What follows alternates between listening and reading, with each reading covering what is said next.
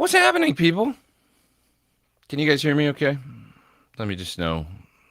I always check now. Paranoia. Just sip my coffee while I wait for a response. What's happening out there? What's happening out there? Who we got here in the chat? We got Braxall. We got Lauren. We got Joe. All kinds of folks. What's happening, people? Anyway, yeah, just let me know you can hear me okay. Everybody's saying hi. Give me some feedback, though.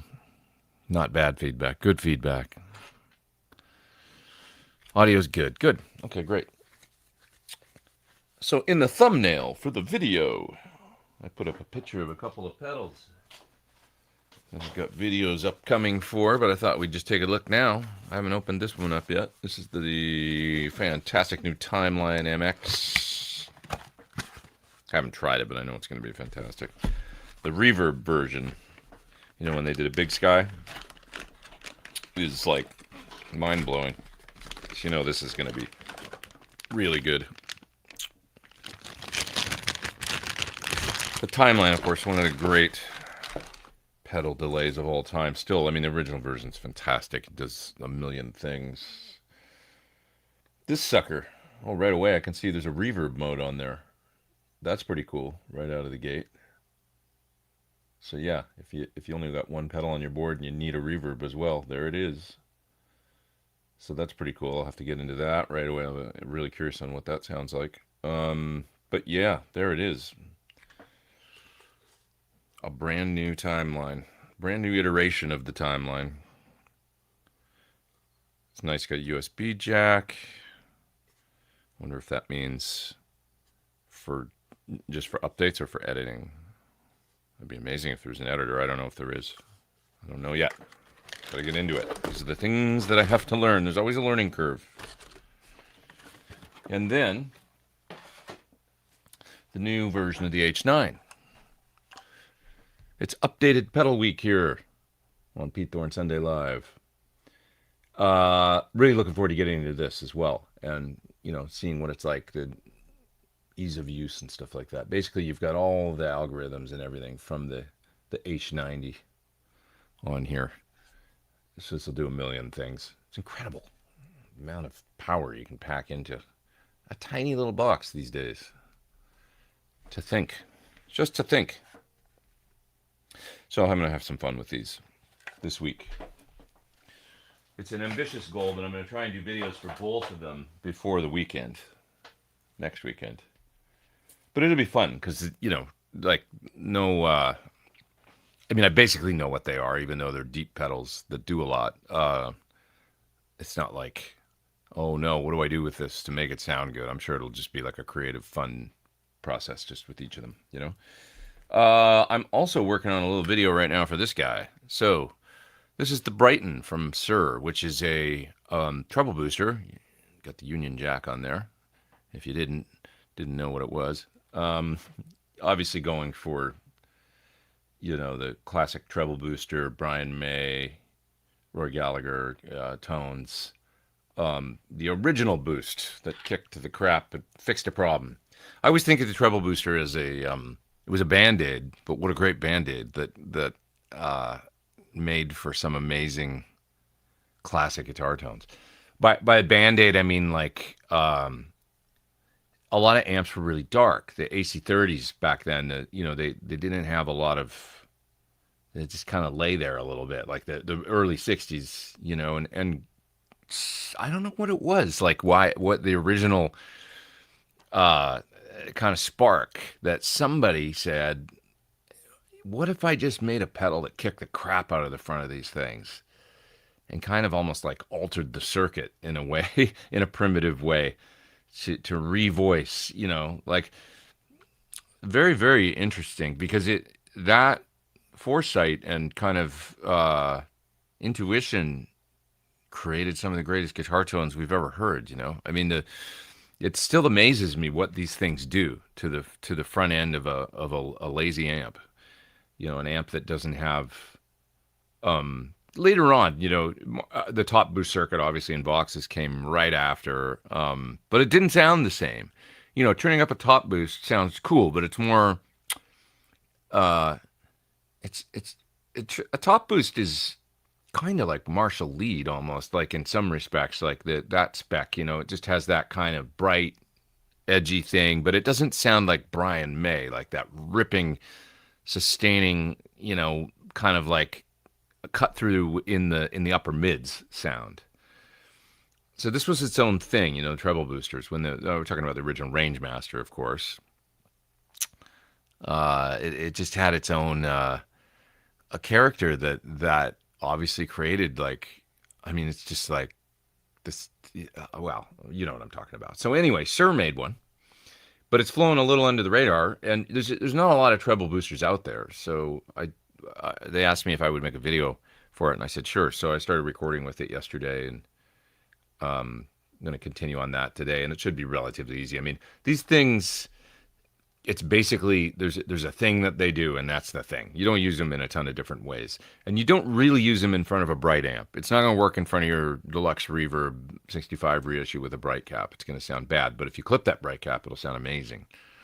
It's got to be into a neutral amp, but if you're willing to put it into the right sound, you know, kick the front end of a dark to neutral amp, nowhere beyond neutral. It doesn't want to go into a bright amp.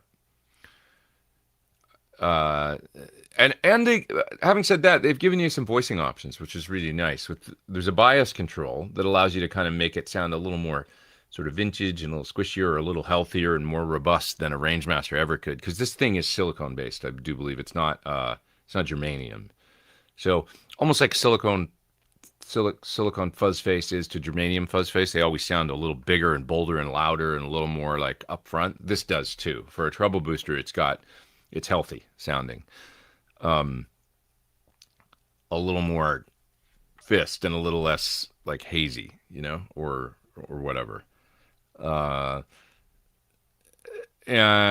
So, but the bias control can kind of mitigate that a little bit if you want it to be a little more laid back for a treble booster. They're not laid back, but if in practice you try it and you'd know what I mean. Then there's this smooth control, which does kind of take the edge off a little bit. You can turn that on. I've been using it not on actually because I like the full spectrum, but it kind of shuts down the super top end a little bit if you want to kind of like, maybe you are running into a brighter amp or something, you know, and you can kind of smooth out the high highs with it. I use it with that off generally. And then the body control is kind of this is unique. A lot of treble boosters have featured a kind of a bass roll off, where the original Rangemaster was, you know, there's almost no bass going on. And so a lot of modern treble boosters will have a 5-position click switch. I don't know why in the past they always did it as like a 5-position sort of thing. The Dynaranger from Divided by 13 comes to mind, or the 65 amps, was it the Color Boost? That's their treble booster, 5-position switch, very similar for controlling the bass. And I always like them in either the trebliest, you know, the least amount of bass, or maybe one click up. Anything more than that, and they get too woolly and fat, and they lose what a treble booster is supposed to do to me. But this one actually has a variable pot, and it's called body, so you can blend in more and more bass. Well, I was running it basically around, it looks like about 10 o'clock actually, with the settings that I had, and that tends to just fill it in just a little bit, you know. But your mileage may vary. I mean, if you're going into 412s and, you know, a bassier sounding amp or something like that, you may not want to use that at all. If you're going into an AC30 and it's just, there's not a heck of a lot of bass going on anyway, and maybe it sounds a little thin, you can blend it in a bit, which is what I'm doing. Actually, the video that I'm doing, you can't see it very well here because it's on the floor, but I'll just take a photo of it and then show you, because it's kind of cool. Oh, of course, it went sideways. Let me edit it so that it, don't you hate that when you take a photo and then it's like not oriented right? You gotta go in and, okay, looks like that. So that's Dave Friedman's AC30, which is really cool. It was owned by Tim Pierce for a while, I do believe. copper panel, top boost added on the back really early. So I'm just running into the normal channel with it almost on 10 cranked for my sounds in my video. And then the nice thing about this amp is it has a speaker output on it. So I could just run the speaker out into my cab in the other room or run it into a load box and use IRs. So that's how I'm recording this little video with it. But great sounding AC30. He's got an AC30 style amp now called he called it the VX30 or something that he showed at NAMM. This is what he modeled it off of, was this amp. Yeah, so thanks, Dave, for letting me use your amp. I have my top hat in here that I was going to use, and it crapped out on me, as they tend to do. Not top hats, but AC30 style amps. They just, you run them loud, you run them hot, and then they tubes and things and tube rectifiers, and there's all, they just get weird. So it crapped out on me, and I brought it to him, and then he lent me that to use instead, which is almost arguably better because it's the real, 60s Vox thing. So it doesn't get more legit than that. Okay. Variable pot always got me variably stoned. I was going to say it's episode number 420. So you made a pot joke. Something had to happen and you landed it there, Todd. So I appreciate you. Yeah. I like the Catlin Bread Naga Viper Treble Boost. I've always heard about that one, Richard, and I've never tried it. I know it's supposed to be good. It's one of the only other ones out there. There's not a heck of a lot of them on the market. I mean, you can get them from Analog Man, the Beano Boost. There's the Time Machine, which I have in there. I've got quite a few of them. They're one of my favorite effects. So I've got Time Machine. I got Divided by 13. I have a 65. I probably have another one or two. I think I have a Vemoram.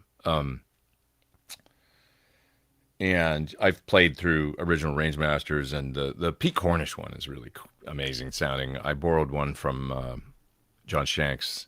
It's like 2 into 1, which is what Brian May used for a while, I guess. Like two boosters into, like it's got 2 of the circuits that are ganged in series into one, and it's pretty awesome. You'd think that would be too much, but it actually works really good. You can use one to kind of kick it over the top for solos and stuff. They're really expensive, but that was a really good sounding treble booster as well. I just lost my train of thought on another one that I've tried. Oh, the Friar, which is what Brian uses now, I think. Brian actually uses it on a strap because, of course, if you want it to do the right thing because of impedance, and this one is no different, you got to run it in front of buffers. No buffers in front of this. So Brian will put the treble booster on his guitar strap. So he comes right out of the guitar straight into the booster, and then out of the booster into his wireless transmitter. And then he can use wireless and still get the treble booster effect and everything, and it's accurate. Excuse me. Anyways, okay. I'm down at the bottom of the chat. I'll answer this, and then I'll go up to I'll page back a little bit, see what you guys have been talking about. Going down the synergy rabbit hole, so building a pedal board, I think I went a bit crazy, but H90. No question there, but that's cool. Yeah, H90. Do it. Can't go wrong. I've used them for years. I have H90. Is there a significant advantage to also getting H9 version 2? I got to get into it more to answer this question, Earl. But Earl's asking whether or not it makes sense to get the new one, and does it do anything that the old well, it's not old, it's only a couple of years old, really. But what the H90 does it do anything different? I think the main thing is to put everything in the unit. Like, how before you'd have to buy the algorithms and do that whole routine. I think it's all in there now, and it's in the size of an H9 with all the algorithms included, and it's easier to use and program and stuff. So beyond that, I'm not sure if there's any functionality or anything that's, I think they've addressed just some of the, because I've complained about it a lot. For a pedal that I've had on my board for going on over 10 years now, always an H9 or H9A, usually 2 H9s for a long time, the functionality drove me a little crazy. You kind of needed to use the app. You kind of needed to use the either Bluetooth or the computer with the H90, which is great. It's a great app, but there was a joke I saw somebody make once about how got fired from my gig because the MD said I was on my phone for the whole rehearsal, but I was just trying to program my H9. Pretty funny, because it's true. You're just always looking at you got to get in there on the screen every time, and it was like, I get it in practice, like why they would have thought, oh, this is going to be great, and it's just kind of not great if you always have to use an app. I mean, I don't mind using an editor, but I don't want to have to. So like on the Quad Cortex, for example, there wasn't even an editor for a long time, but it kind of didn't need it. And I kind of liked that there wasn't an editor for a long time because I learned how to program on the unit, which is pretty easy. So it's like using the thing I got into, and then they came out with an editor that's pretty good. It's like, oh, this is good too, but I don't need to use it. And I think that's how pedals should be, yeah, bare minimum, So, how does he turn it on and off if attached to his guitar strap? Talking about Brian May's treble booster. The answer is he never turns it off for his whole career. It's never off. And you'll hear if you watch my video on this Sir Brighton treble booster here, why? Because the tone that you need to run into is very undesirable on its own without one of these. It really is a combination of the pedal and the classic treble booster. Brian May, there's no better example that's more, sort of like, oh, instantly we hear the sound in our head. If you don't have that, it's just lies there. The sound, it's like low gain, dark, bad. You'd never turn it off. So all the variation too happens. The magic of them too is that there's a ton of variety available on your guitar volume and pickup settings.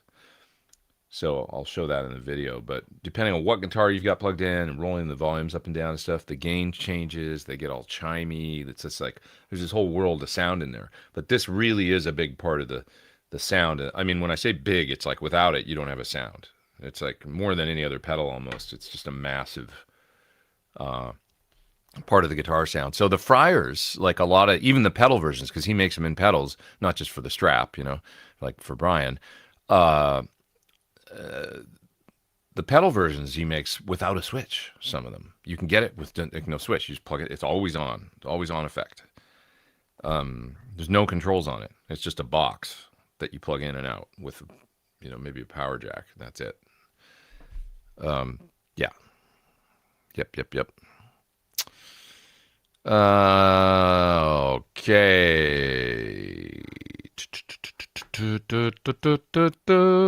What else have we got here? Some super chats. Hi. If you had to pick only one Celestion speaker, would work best across all Marshall Legacy amps as well as Mesa amps. Well, are we just talking about sound, or are we talking about power handling? The one that kind of works great for me, and I would say, okay, I'm going to go with the Creamback H75 because, and don't discount the V-Type either. It's a good speaker for like being an all-rounder, It really is an all-rounder. I saw some posts about the Sir Ombre, because that's the speaker John chose for the Ombre, the V-Type.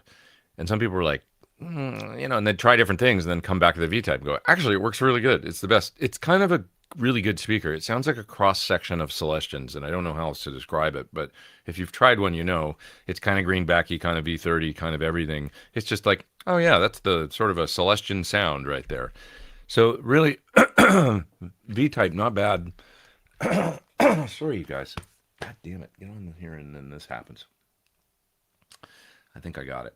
What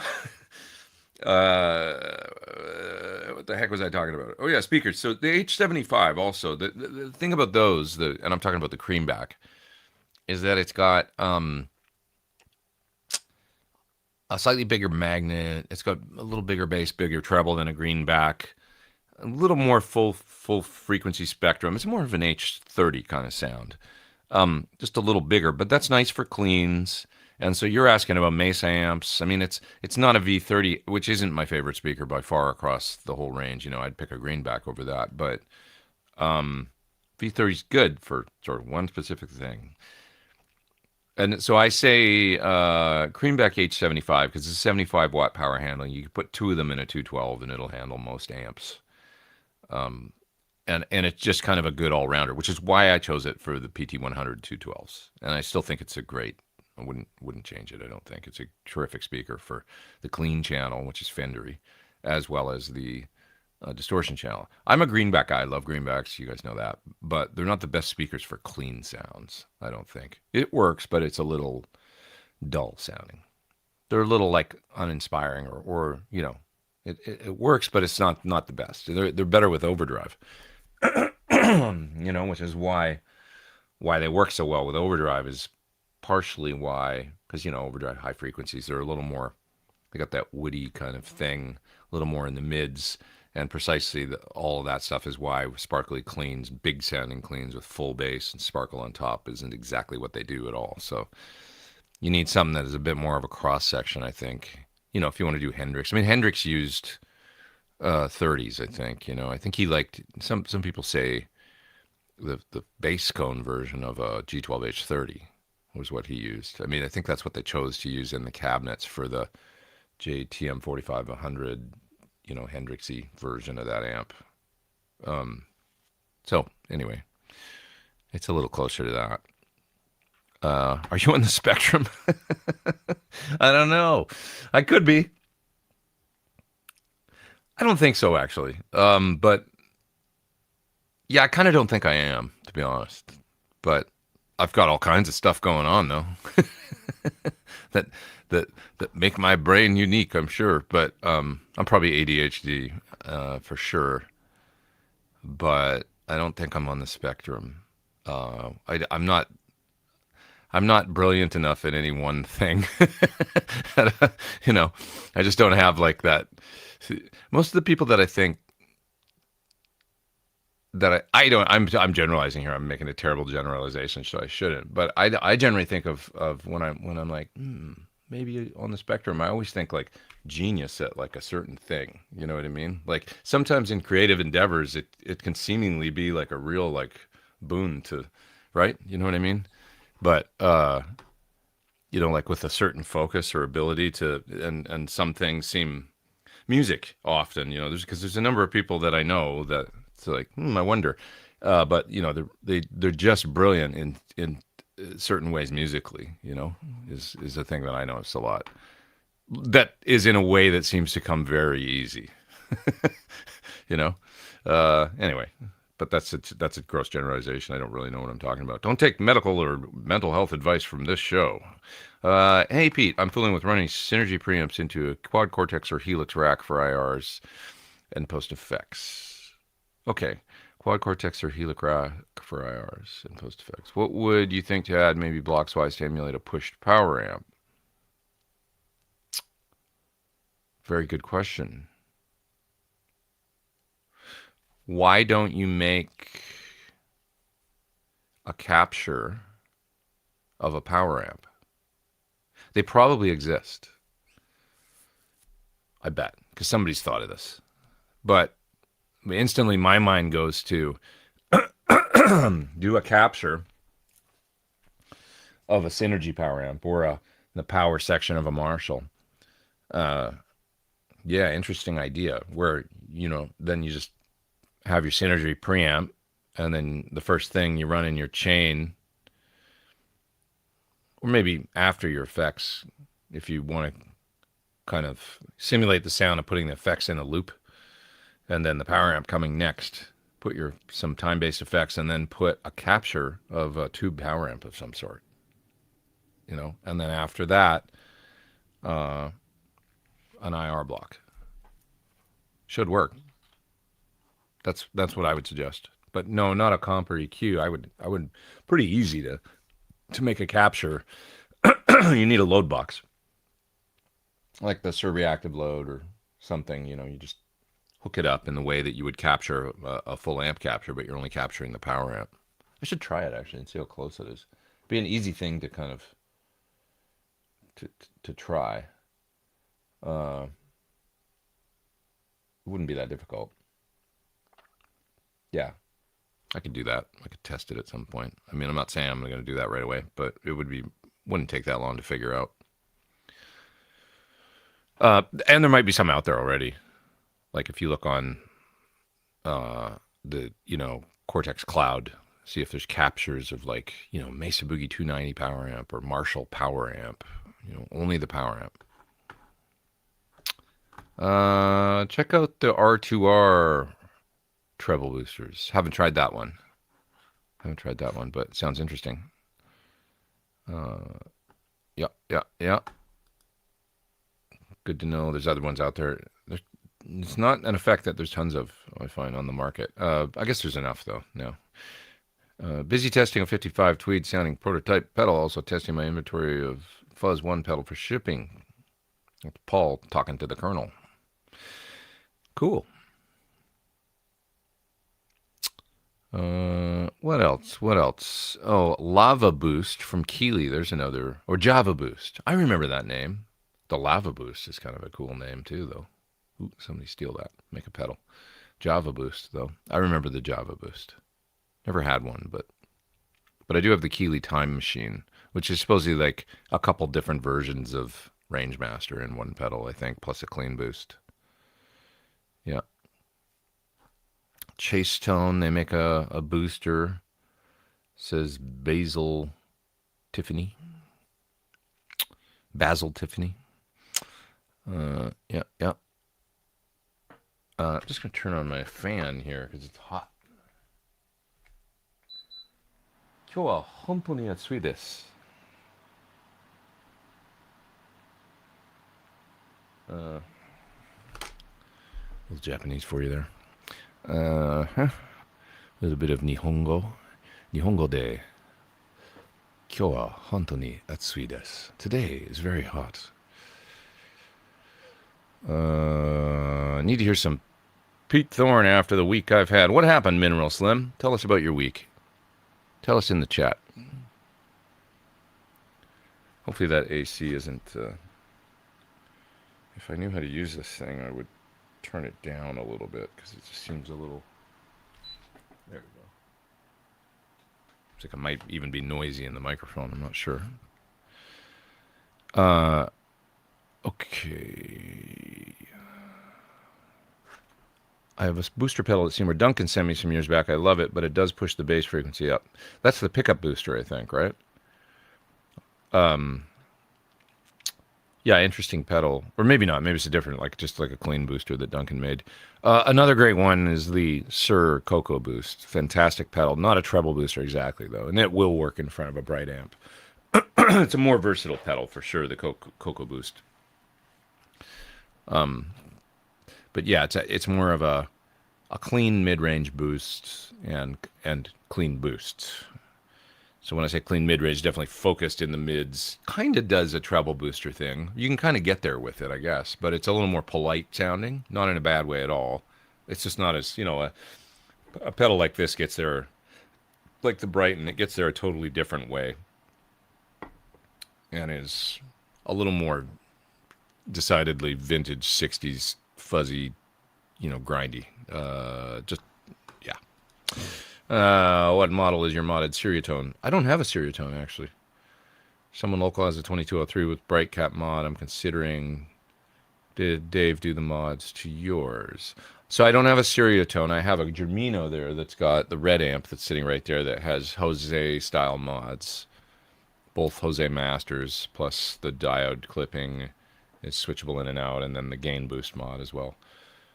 To gain boost. You're saying a 2203 with bright cap mod.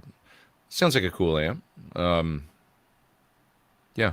What's the bright cap mod? I wonder. Just gives you variable bright cap or something? A 2203 generally would have a 1000 picofarad bright cap. And so I wonder if it's got like a 4700 and 1000 switch or something. Yeah. What else? There's a super chat I gotta grab there. I'll get that in just a minute. Was just reading A Screaming Life. I have that. I haven't, says Peter Mancuso. I have it. I haven't finished it. Could you speak about working with Chris in his New York apartment studio? Well, okay, so I didn't work with him in the studio, but we would talk on FaceTime a lot while he was there.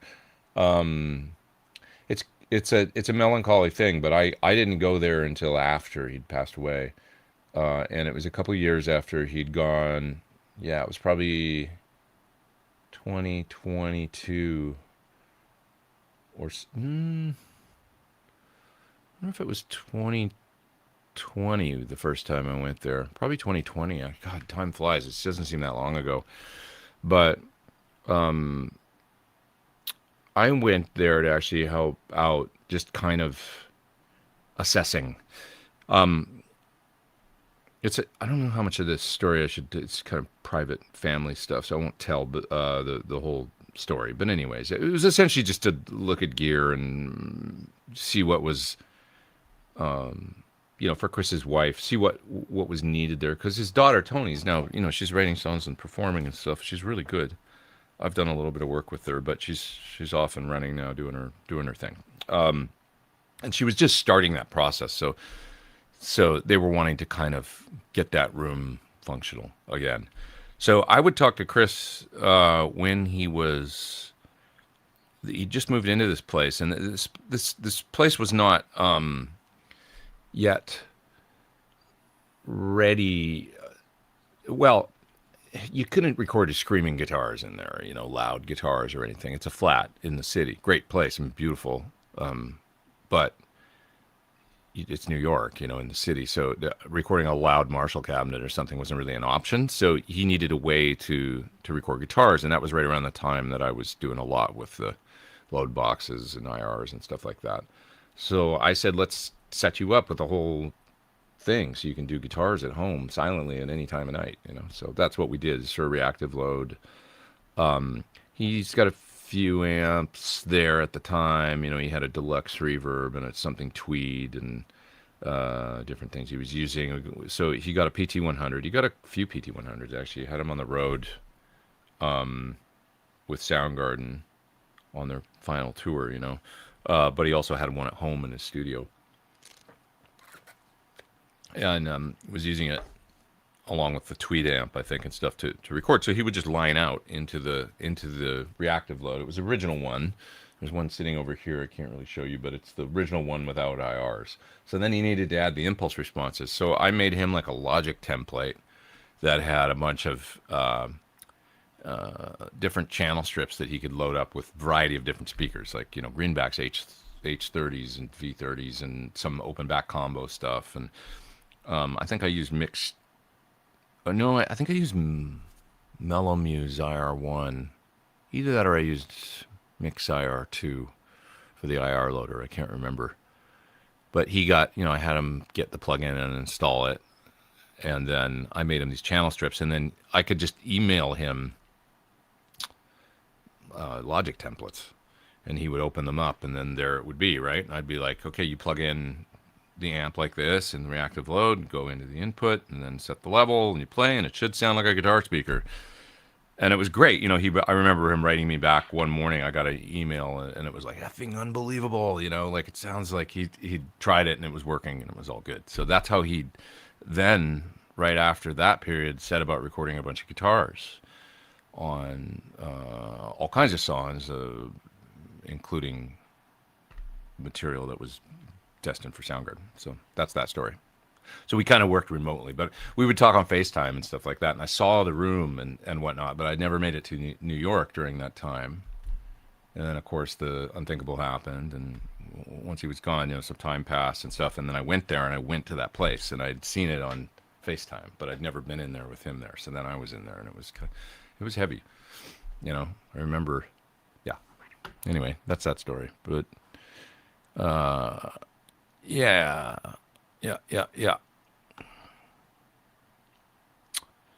But yeah, hopefully you guys will, before too long, get to hear what he did. Because he did some amazing, guitar stuff, that, yeah, really cool. Will the Brighton work with a JCM 800? I'm going to say no unless you clip the bright cap. obviously they probably want to sell as many of these things as possible, but the reality is a treble booster is a specific thing. It's more like the Marshalls it would work with is a dark. If you put the bright cap on a switch, maybe like the bright cap on a JCM 800 is on the gain pot. If you were to put a push pull gain pot where you could disable it, and then the amp would get really dark, but it'd probably be really cool actually, like putting it in front of a JCM 800 with no bright cap and then a treble booster going in. This is the kind of thing that like where you would get a sound that it's not going to be exactly like what anybody's done. Like it might sound incredible, and then you'd have a totally unique guitar rig that'd be like the basis for a whole career, because that's kind of the Brian May thing or the Tony Iommi thing. Or Judas Priest, early Judas Priest, was treble boosters going into the dark channel, like volume 2 on a Marshall. The input that not everybody uses. You're either blending or you're using channel 1 if you're going straight in. Rarely people go right into channel 2. You see Richie Kotzen do it. You see Paul Gilbert do it, but they're running pedals. Paul tends to like darker sounds, I think, more mid-rangey. And then Richie, he runs his like Tech 21 fly rig thing into the dark channel of a Marshall. At least I'm pretty sure, but that's what I've seen him do, I think. And the reality is that darker channel on a 4-input Marshall volume 2 is more like almost like going right into a power amp. I mean, you are going into the preamp, but there's not a hell of a lot going on tone shaping wise. It's pretty sort of flat, which is why they don't sound that great. When you run into it without pedals. But when people run into them with kind of a preampy pedal in front, which is exactly what Richie does, right? It can work really well going into that input too. It's also a way that you can use a 4-input Marshall as kind of a power amp with a preamp. Like, say you've got a, I don't know, like a old ADA MP1 or a Soldano or something, like a X88 or something. You want to run it into your Marshall to use as a power amp, but you don't have a power amp in on a Marshall. There's no effect loop on it or something. That's what you could do. Is you could run right into volume 2, input 2, either the low or high. You try them both, and you get kind of it's almost like just a gain stage right into the power amp without a lot of tone shaping going on. But yeah, on the JCM 800, I'd say you'd have to do something with the bright cap. You could try just like lifting one side of the, like unsoldering one lug or whatever of the bright cap, and then see what it sounds like with the treble booster. It'd be pretty easy to do. Or clip one side and just that it's not working anymore of the bright cap. It's the little cap that's right in between the two things on the volume pot for that gain pot. If you feel handy with a soldering iron, you could try it. But yeah, what does a treble booster do that an EQ doesn't? This would be a great thing to ask. I'm going to grab all these super chats that are coming in there. I'm not going to forget. Don't worry. It would be a great thing to ask Kevin Sir, because since he made this thing. But the reality is just when you do it with either a silicon diode circuit or with a germanium, it just adds it's like not clean. I don't know how to describe it, but it's a hazy kind of gain that gets added. That's just sort of primitive and snarly and really good. Like, you could kind of imitate it with an EQ, but it's not the same. It's like cleaner. Even when you're pushing, it's like it's got its own character with the circuit. And then also, big part of it that's not the same is the interaction with the guitar controls and the pickups. Because you notice right away, I mean, the Brian May thing is he was almost never on 10 on the volume on the guitar, because there was an ungodly amount of gain, which he would use sometimes probably for the loud, the most singing solos and stuff like that. But if you play chords, like we're talking about an AC30 on 10, right? The normal channel just cranked on 10, so it's pretty sloppy. Put this in front, and it's really good, but it's pretty out of control, and like you're just boosting all the treble right into the front end, lopping out all the bass, boosting, adding the haze of the, like I say, it was germanium circuit with the Rangemaster. But then the last part of the magic is impedance stuff that happens with when the pedal sees the pickups and the controls in your guitar, and you roll the volume down on the guitar or change pickups. Like it just gets way more dramatic in the same way that a fuzz face kind of does. So how a fuzz face reacts with the guitar controls, so as treble booster also, which is why when you put a buffer in front of it, it destroys it. Put a buffer into it in between the guitar and this. Now it sounds really bright and kind of out of control, and rolling down doesn't really help, and it just kind of screws it all up. And it's the whole impedance thing that's happening with the guitar and the pickups. So that's the one big thing that you can't get out of just an EQ boosting. Yeah, you could kind of shape it to do the tone thing, but it doesn't sound as primitive and hazy in a vintage way as a circuit like that. And it doesn't do the interaction stuff at all. So that's all the magic that exists with the circuit like that. You could ask this would be a good question for like, Analog Man or like exactly why that is, because I can't tell you the technical reason why it's doing that, but it is interacting impedance and stuff. It's all the interaction. It'd take a pedal builder to describe that exactly. So, okay, let me grab some of these super chats here. Good show here. We got about 263 people online. Nice to have you here. Happy Sunday, says Christopher. Can you recommend a phaser pedal that can be pretty light, as in just present enough to thicken my tone? Phase 45. It's a two-stage phaser that is more transparent than the Phase 90, which was four-stage and has a little more going on. There's a really nice phaser from Seymour Duncan. Really, really nice. And it's one of the only pedals I've ever tried where I could nail a vintage Phase 90. Like I compared. I think I did a video for it, the Duncan phaser. Look up Seymour Duncan phaser and Pete Thorn on YouTube, and you'll probably find the video. But that was a really good sounding pedal that allowed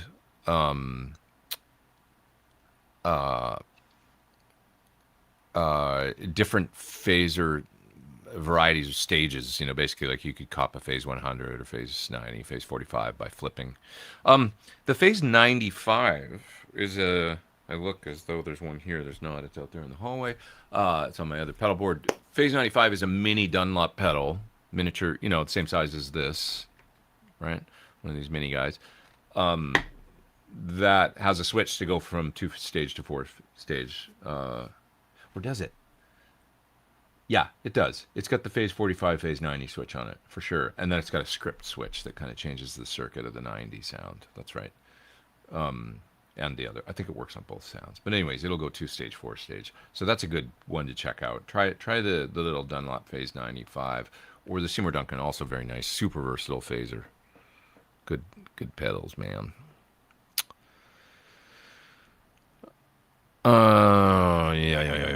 Yeah. Okay, what else we got? Let's see.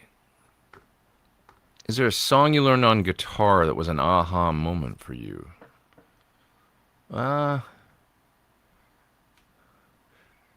Take on me. Isn't that aha? Sorry. Maybe that was some other band. I think that was aha, wasn't it?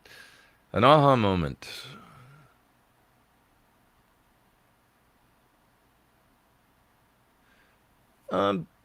When I think about like a few, maybe it's like not instantly like, oh my God. Well, okay, the biggest one was the first song I ever learned, which was I Can't Explain by The Who, because somebody showed me the chords, power chords, and I could do it. And in about 10 minutes, I had it sounding like the song, and I was like, I'd never picked up a guitar and played it before, really. And I was like, oh my God, I can play the guitar. That was probably the biggest aha moment. I'm going to say that, But then later on down the road, songs like, when I think back on it, like You Shook Me All Night Long by AC/DC, the phrasing of the solo, the breaks in it. When I thought about it, like how Angus Young builds that solo Uh, like if we just look at it, so it starts, which is a phrase all in and of itself, right? Just that bend. Uh,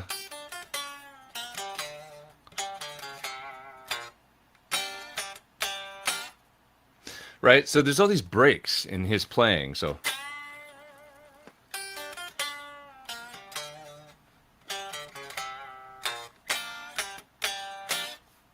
all these little holes where he'll say something, then he'll stop for a minute.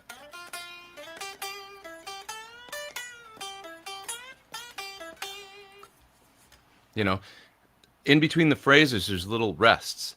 And when I thought about it, I thought, oh, so many guitar players just keep playing, and it's just a barrage of notes, and you never get a break. And Angus's phrasing, the guitar players that spoke to me were always the ones that had that phrasing. Eddie had a lot of that too, even though he played a lot. But when we think about some of his solos, uh, the push comes to shove just came into my mind. With the boom, pow, bing, harmonics, and the Holdsworth theme. He's always got these little holes in the middle of of his phrases. Warren D. Martini was another genius at it. His phrasing, very similar to that Angus Young. Like think about the "Lay It Down" solo.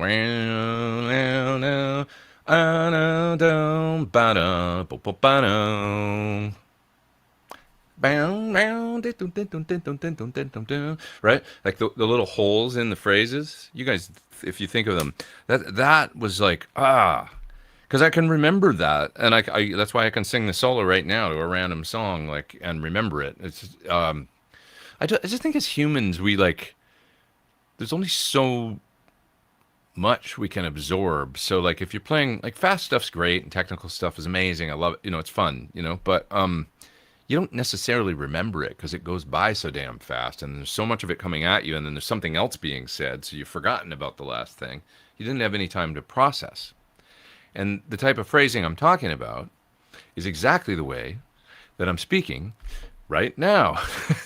It's like the way we talk is maybe the best way to phrase solos, with pauses that allow people to reflect on what was just said. And I thought a lot about that, and that was something that came to me later on. And so when you say an aha moment, it was maybe that's a big one that I realized, like, oh, okay, what is it about guitar players like Angus and Warren D. Martini, and that, where it's like it's also the genius of David Gilmour. Think about Another Brick in the Wall and all the little licks in it. Da da do do do do da down, down, down, or whatever. Da da da da da down, da da down. Right? All those, the way that he phrases is like just like that, with these little things being said, and then Brian May did that. Phrasing's like kind of everything. So once I realized that from certain players and certain songs where it was obvious, that was a big deal. Oh yeah, so Dry Bell Unit 67 does have a great Rangemaster boost. That's a great point because I use that on my pedal board all the time, and it does a kind of Rangemaster-ish thing, but it'll work with a buffer in front. It's not buffer sensitive, however they're implementing it.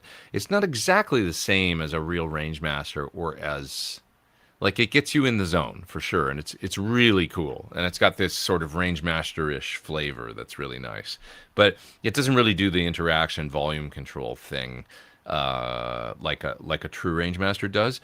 But that's not a dig. It's an amazing pedal that I've had on my board for years and years and years, precisely because it is a bit of a Swiss Army knife boost with a bit of compression, EQ, and then this awesome sort of Rangemaster-ish thing that you can kick in, and because it works great with a buffer and with wirelesses and stuff, you don't need to worry about it.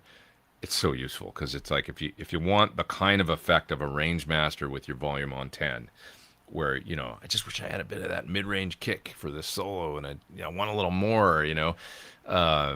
without worrying about all the subtleties of a range master, all the things that if you don't need that necessarily, but you just want the bit of the snarl and all that, it'll do that. Like, yeah, fantastic, fantastic, really, really good. So, yeah, yeah. Okay, I got more. There we go, more of these to get to. Super chatties. Philip picked up a local Tweed Champ with 12-inch speaker and a tone circuit. 5 watts of pure fun. Any low watt amps you enjoy? I love a Princeton reverb. A Princeton reverb to me is just they're amazing sounding. A great. It's also the one amp, by the way, a little secret that maybe not a lot of people know. As Fender transitioned from the black amps to the silver face amps to all the way through the 70s. A lot of their amps changed, into the 70s, obviously, and then they became less popular. There wasn't a lot of, not super desirable. But the Princeton reverb never changed. So that's an important thing to know, that you can get one from, like a later one. I don't know when they stopped producing it, but like, let's take a look right now. I'm just curious. I'm going to go here and look on, let's say, Reverb. And I want to see if there's like a 1970s Princeton, like maybe a mid-70s Princeton Reverb. Here's one from 74. They're kind of expensive still. So I guess the deal is people know, because they ain't cheap. But yeah, you can find lots of 70s ones on Reverb, and they're going for, like, people have them priced at like $1,700. So this isn't a secret. But here's a 1974 with 1974 for $1,500. That's the cheapest one. That's funny, because I think you can get a super reverb for not a hell of a lot. God, some people are pricing them at like $2,500. People are dreaming. That's crazy. But anyway, they're a great amp. That's why they're so much. But yeah, the circuit, the reason why the 70s ones are just as much as, like if you get one from 1969 or something, the circuit never changed. They never put master volumes on them and tried to clean them up, and, they became different amps. No, none of that never happened. So that's one small amp that I love. A little bit more of a sleeper. PV Classic 20 from the 90s. What a ripper that amp is. If you see a 90s one, they are beautiful sounding little, like, for gain. Like, they've got a great, for whatever reason, the Classic 30 did not capture the magic of the Classic 20 or the Classic 50. I had a 30, and it was the one that just kind of like, so he's mid-rangey and weird sounding. But the 20, man, what a killer little amp. So that's another small one that I really liked. Princeton and that. I love my Ombre, my Sir, which is a 12 watt, early 60s brown face style amp. So there's a few low waters.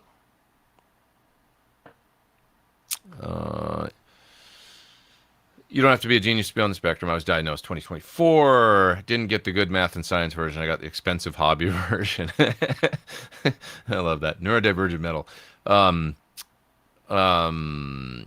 Hey, channel that straight into that guitar stylings of yours. But thanks for the clarity. Yeah, that's why I backed out of that and was like, yeah, I don't know what I'm talking about. So got my preconceived false notions about things. But I bet you're a really good guitar player. Have you ever spent time with... Thanks for the super chat, by the way. Have you ever spent time with a Chandler tube driver? Only a little bit. And it was only recently that I have understood now kind of what they do, which is almost like this... Because of the low voltage, kind of like... they're almost like a fuzz. They've got this soft thing. I always wanted them to be like a nice... robust Marshall in a box. There's never that, It's much more violin tone. The Venus from Crazy Tube Circuits really kind of taught me, making a video about it. Okay, I get this now. If you're going for like some Eric Johnson-y kind of smoother around the edges kind of almost like a tube fuzz, like a very nice polished fuzz tone sound. Oh, okay, now I get it. But that's the Chandler sound, I think. Joe Satriani was also, well-known user of them, and he used them to great effect, I think, across numerous different sort of eras and albums. Yeah. Could you crank the low gain input on a JCM with the Rangemaster? Well, the low gain, I believe, is still going to be affected by the 1,000 picofarad bright cap. It's just got less gain going into the, it's just padded. So it's still going to be the same tone. So it's still going to be a little too, I think it's going to be aggressively bright, with a bright. Any amp with a bright cap at all. Maybe you get away with 100 picofarad, like a JTM 45. But even that, I think, going to be a little searing with a Rangemaster. It's kind of shocking how dark. Have you ever played essentially the normal channel of an AC30 is a gain stage into the power amp. It's a straight up gain stage without any kind of like bright circuit or, yeah,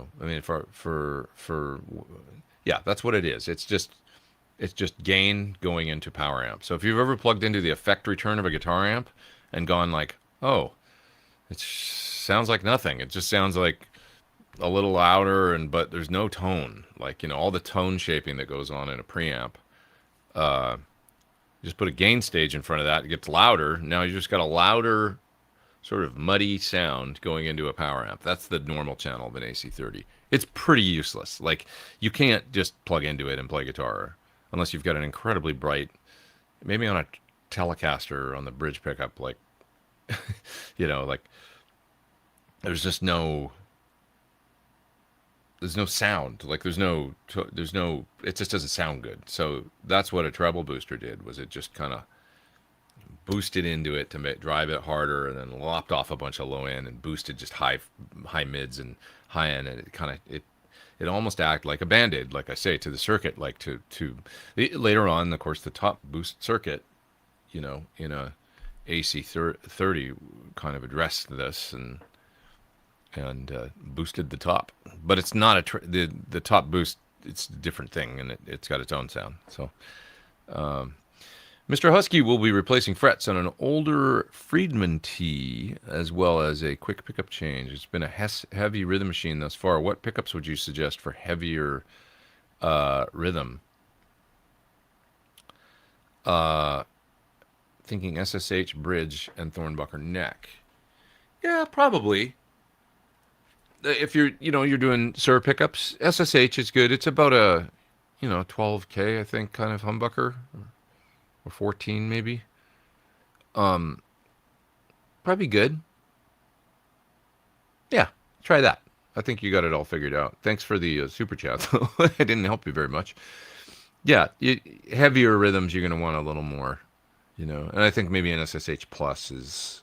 I'd kind of like to try an SSH, actually, because I have SSH Plus in my signature customs, and it's great, but it's fairly dark. It's awesome with gain, if I just want mid-rangey solo sound, it's really killer. But I'd be interested to try the SSH, which I don't think I've ever had in a guitar. So, are you getting a Sonic Blue Billy Joe Armstrong head to demo? I don't think they've hit me up. I did a couple demos for Marshall, but I guess I could look. Should I be sad that they haven't asked me? They've asked everybody, haven't they? I may, who knows? Maybe I missed an email from them, because that's totally possible. I was away on the road, and I miss emails a lot these days. This has been kind of it's been this period that I've been in, but. Yeah, they probably would have asked me ages ago, and I would have. I don't know. Yeah. I don't know. I'd have to look back and see if I don't think I ever got asked to do it, to be honest. So, well, here's some questions that I'm seeing that I've missed, though, from other people that have emailed me. PT 100 versus Peter Frampton 100. What's the difference? I think I talked about that a little bit on the show last week, actually.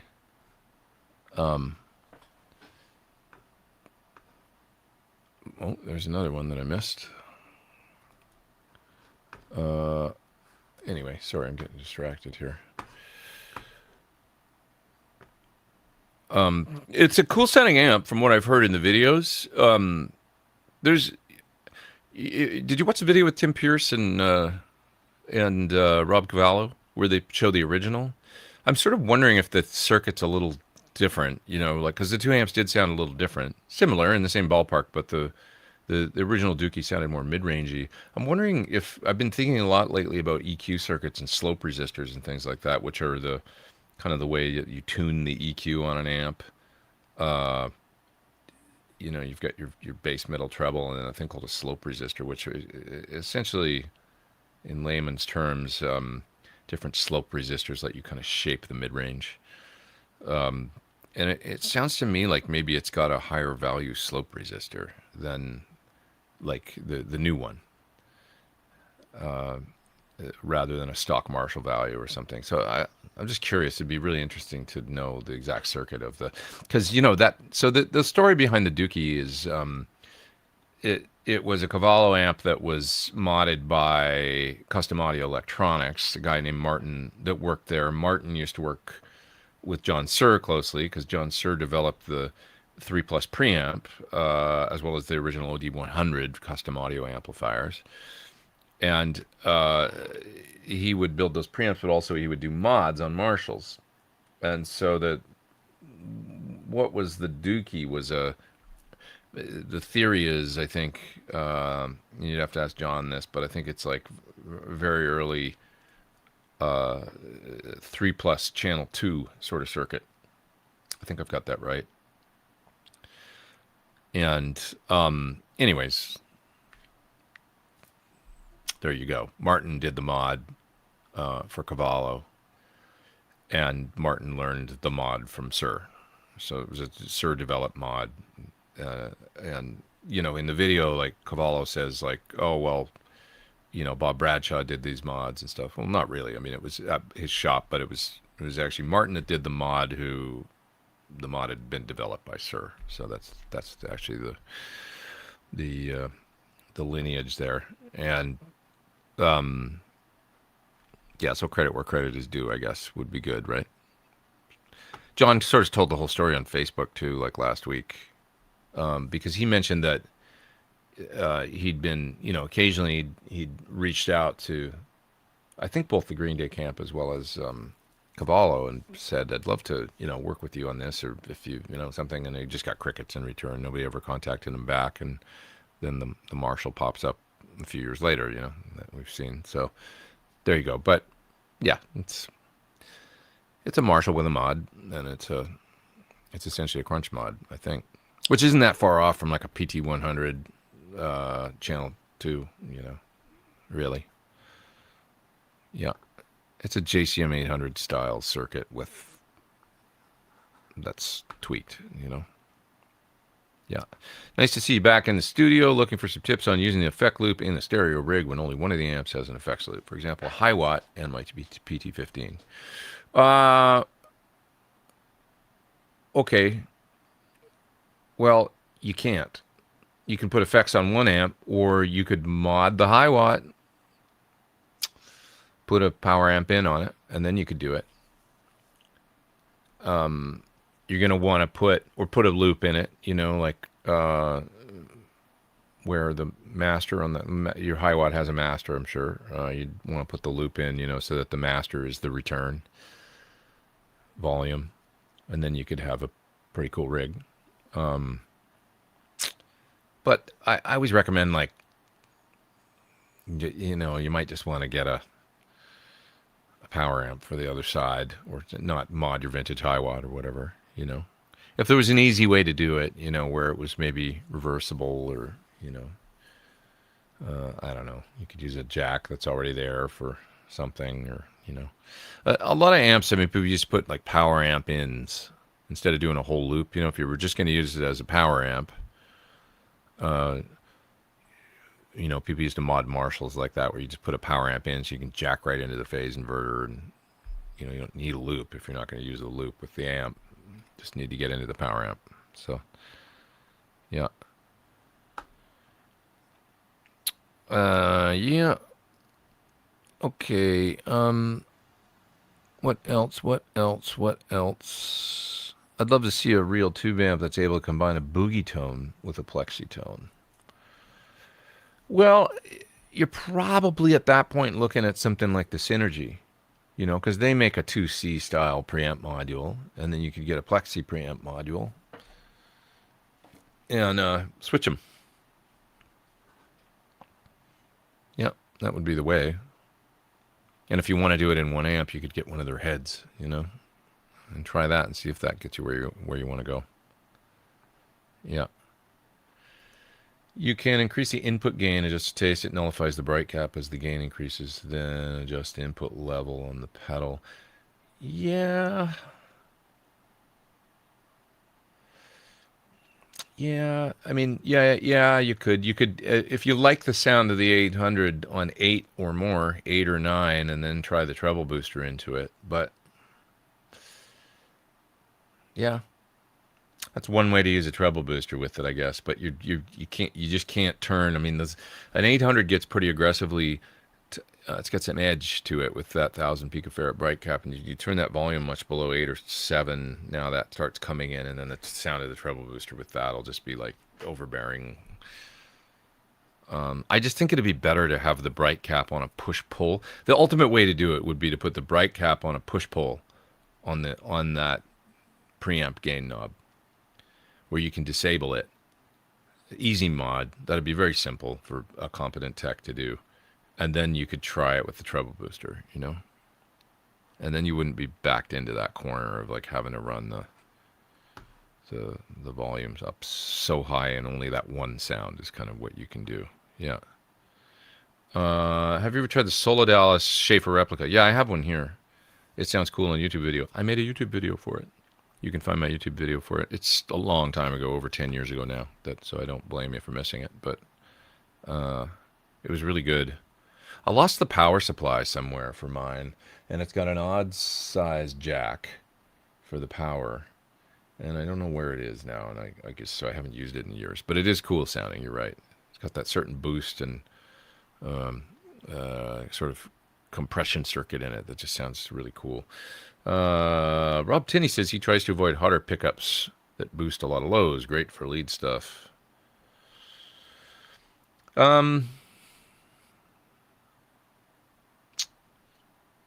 Yeah, hotter pickups that boost a lot of lows.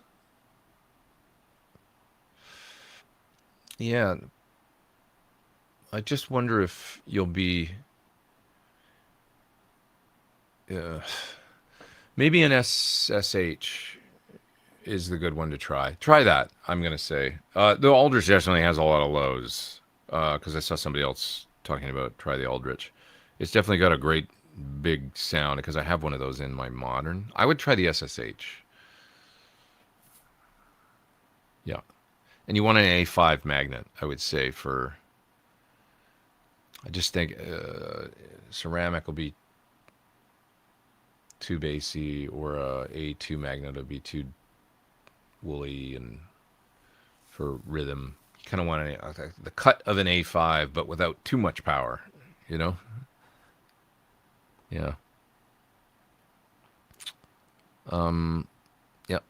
Yep. What's this? Do you like Tonex Platforma? What's your favorite capture? I haven't been using the Tonex that much recently. I've had some fun with them. I think it's a good product. I've made a video for the Alex Lifeson package, which I really thought was great. Because it's so unique, kind of the amps that he used, that Marshall Club and Country and stuff. I really like the Van Halen inspired packs, the 78, 79. That fellow Jim in Nashville that did those packs. Those are really great. It's just instant Van Halen. You want to scratch that itch, you get there real quick with that. So those are terrific. So those are some of my favorites, I would say. There's a lot. My criticism is there is a lot of captures that I would never use. There's a guy named Analog M or something that's from England, I think. I might have that all wrong, but anyway, you guys know who I'm talking about if you're on Tonex. He does capture packs, and he's got like a lot of great vintage amps and stuff. And those are really cool too. I've tried some of those, and that's all good stuff. There's just a whole lot of really bad like captures that people have done, and it's all up there. So you kind of need to wade through it a little bit. It's sort of not the most like I really love IK and I love what they're doing and I think it's great, but I do think it's a little convoluted like what with all that stuff. So it's like I don't know what the answer is to that. I suppose that anytime you let people kind of have a public database of captures and whatnot, like probably neural probably falls into that a little bit as well.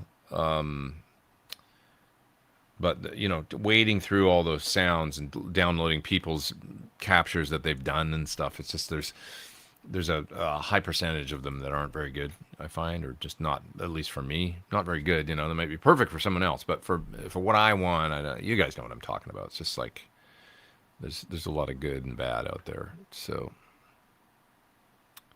have you ever tried a Rickenbacker? Sure. Thinking to buy a Model 330. They're really cool. I mean, I'd love a 12 string, or one of those. Is a 330 I think a 330 is like. Let me see here. I love the original, like Pete Townsend, and that might be a 330. A Rickenbacker 330. I'm just looking. Yeah. So those 330s, the original early 60s ones with the toaster top pickups and stuff, like, and you'd see Pete Townsend play them and smash them up and stuff. Just that's a memory of mine that I can't get away from. The look of those guitars and just because they were so, yeah, just that's what originally when I started playing and stuff. Here's an original 67. Oh, that's a 365. Yeah, 33012 from 1966. Look at that. Wow, they're not that much money either. I mean, for a vintage guitar, I'm just looking here at a 66. Maybe some things have been changed on it, but it's $4,100 for an original in 66. It's pretty cool. 33012. Now, having said that, ever try and put strings on one? Oh my God. And then like the necks can be bears. The Tom Petty Rickenbacker is a little bit of a secret out there. It's got a wider, easy to play neck. The Tom Petty model. They made them for a while in the 80s, I think.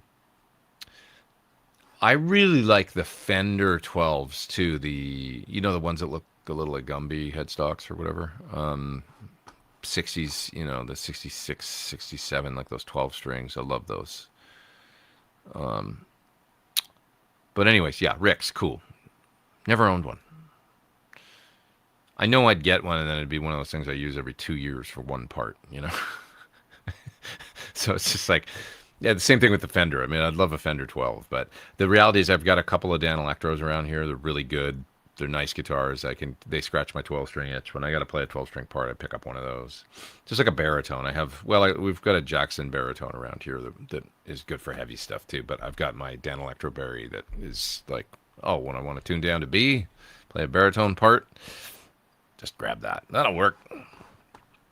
What Les Paul guitar were you using for Classic Rock Show's recent upload on Aussie Hits? So, yeah, that video just came out this week of us doing a little Aussie medley in honor of Aussie. It was Sir Aura. Yeah, so I have my own now, but that was one that was loaned to me by the nice folks at Sir. It was one of the prototypes. And I used it for the last 3 or 4 years. They've lent it to me, which is amazing. It's been living over in England. And it's just a beautiful guitar. It was hard to give it back. But I've got a beautiful one now that they completed for me.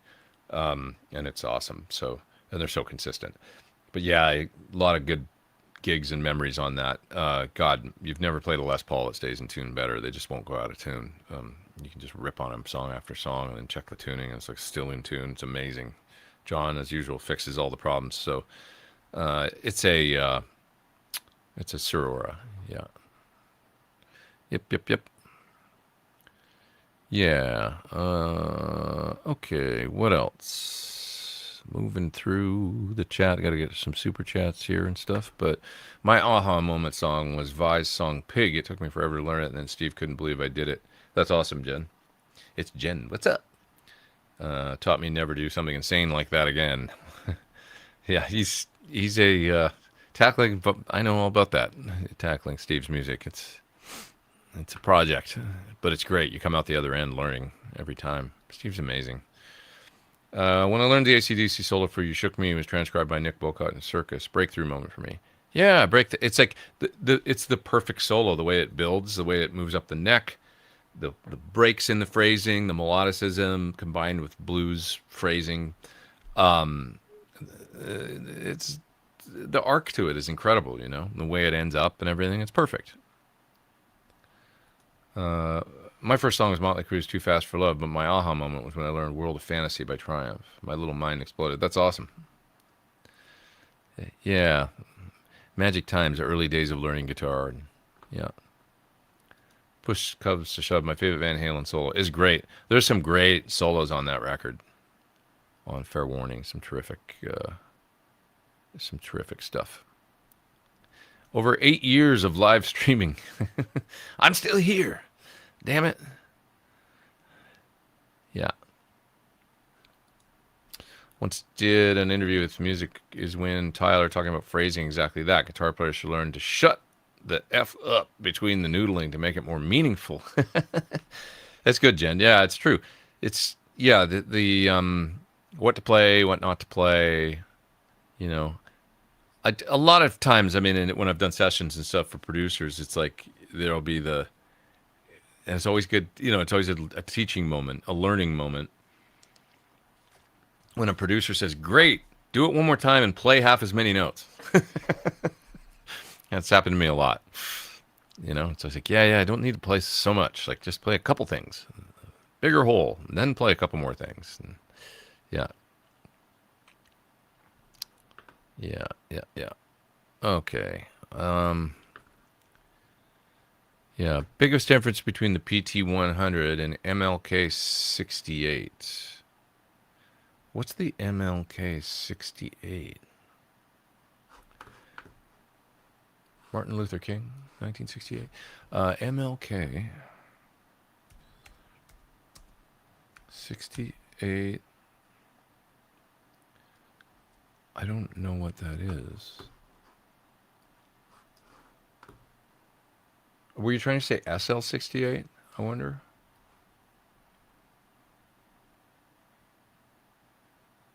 What's that? Yeah, sorry, I don't know what amp that is. You got to ask me again. Because I'm not sure what an MLK68 is. I think Warren DeMartini and Stephen Percy would be great guests since they're putting on shows again together and they both love guitar. I'd love to have Warren on. He's not really an internet guy, which is why you just don't see him do that much. He's kind of a private dude. Really nice guy. He's just a lovely person, you know. But he's just kind of not really into. He's kind of shy, you know, and sort of like he's really funny and stuff, but he's a little like reserved and, you know, he's really, really nice. So, yeah, yeah. That's the truth. Stone and Love comes to mind as you're discussing phrasing. Oh yeah, Neil Schon was, forget about it, master of awesome melodic rock guitar solos, 100%. Yeah. Okay. What else we got here?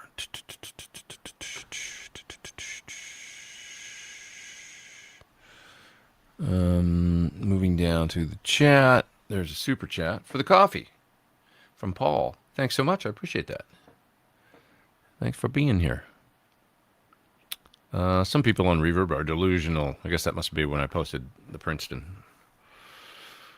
The price of most secondhand tubes isn't that bad if you look, because people are ditching them for QCs. Yeah, a lot of people are. It's true. But I still see a lot of bands playing amps. You know, I mean, any gig I've been to recently has been amps, at least in clubs. You know, that's the thing. You don't see. It's an interesting thing, like the concept of fractals and QCs, which I think they're great. I use them all the time, right? But reality is, if I got to go show up and I got to play somewhere local, like I'm going to go down to the Viper Room or I'm going to go to the Whiskey or something, I'm not bringing a QC. Like to plug into what? If you got to jump up on stage and do a set, you're bringing an amp at a place like that still. So I'm always curious, like what if you don't have? I guess a lot of those places have house amps. That's the thing. People aren't necessarily bringing their own. They're using the backline rig and plug it in, maybe with their QC. Who knows? But do we need the new Valvulator Mini, especially us 4 cable method players? Dave Friedman mentioned he likes it. He put it on a board the other day. I saw it on a board. It's much smaller than the original, so that's great because the original one was huge. I don't know. The idea of a tube buffer.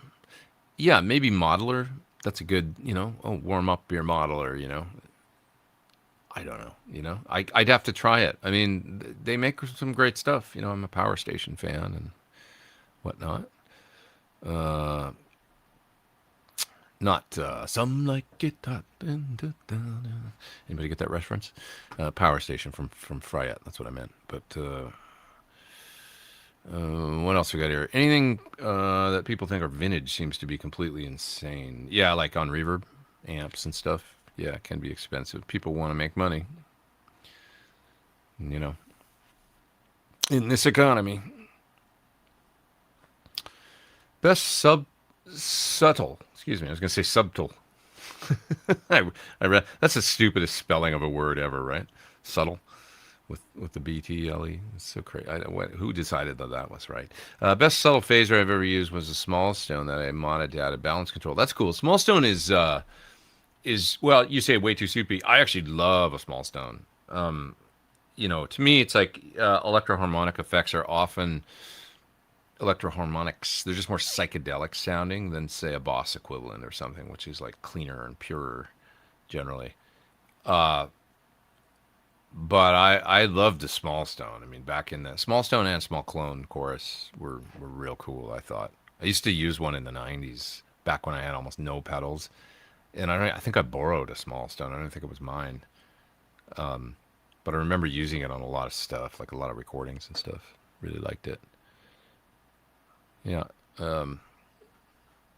Classic 20 and Bandit were both good amps. Yeah, the Bandit.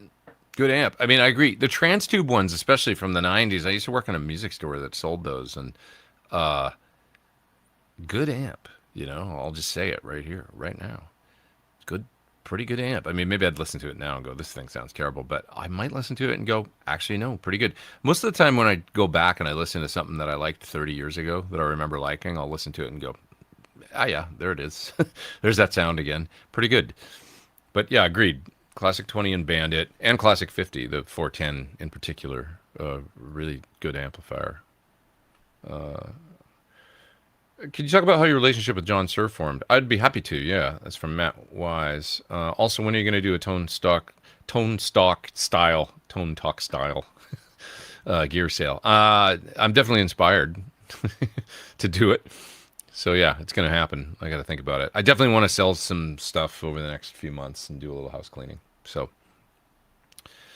watch out for that. That'll happen one of these Sundays for sure. But yeah, so with Suhr, real quick, so I don't bore anybody that's already heard. I've been hearing about Suhr guitars in the early 2000s from folks on the Gear page. They were all the rage. I remember hearing about John Suhr going all the way back to the 80s. This guy at, Rudy's in New York that would make these guitars. And he was a bit of a legend even in the 80s, 90s, Knopfler and Pensa Suhr guitars. And I just, so he was on my radar ever since I was a kid, I guess. And then finally decided to buy one of these Suhr guitars I'd been hearing about. So this is around 2004. Or 5, maybe. Yeah. When did I get it? Yeah, 2004 or early 2005. Found a guy in Pennsylvania that had one. It was a blue Suhr Classic, hum single, rosewood board. Really nice, pretty blue color. Kind of not Lake Placid and not not green, but in the middle. It was this nice, really nice ocean. Maybe it was ocean turquoise. Really beautiful color. You can see it in the how to play Eruption videos that I did. Those ones years ago. That's the guitar. But anyway, I bought it off the internet and took a plunge. It was about $1,500 at the time. That's what it was going for used. Got this guitar, pulled it out of the case, and I sat there playing it.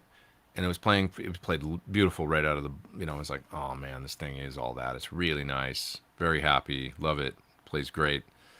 And then I realized it was in tune. And then I thought, I never tuned it. I pulled it out of the box, like out of a case, and it's in tune. And it's still in tune. 45 minutes later, I was like, oh my God, this is a really good guitar. So that was the beginning of it all. And, just all the things about it, the attention to detail and the, fit and finish and everything was obviously super high quality. So I loved that. And then I contacted them because I knew they were in California. They were close, only about an hour and 20-minute drive from where I was living. And they said, yeah, come on out. I think it was probably Ed Yoon, fellow that was there, heading up the artist department and stuff. And it was a smaller company then. It was real small. So at the time, and I think I was playing with Jewel at the time, and I had some things going on or whatever, and, a few things. And you go, oh, come on out. We'd love to meet you. So I drove out, and it was the old factory out there in Lake Elsinore, and they gave me a tour, and I was introduced to John, and he was really nice, and then I remember them saying, we've got this new amplifier coming out, and that was not that long after, maybe it was 2006 that I got the guitar. I feel like it was 2005. Yeah, 2005. So maybe it was late 2006 or something that I finally met them and went out there. And then they said, we've got an amp coming out, which was the Badger 18. That would make sense timeline-wise. And are you interested, And I was like, yeah, I'd love to check it out. And so they lent me one, and it was, actually,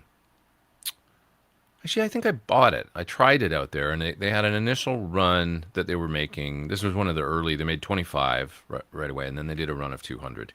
And I tried one of those first 25, and I really liked it. And they said, well, if you want to take it, we'll give you an artist deal on it.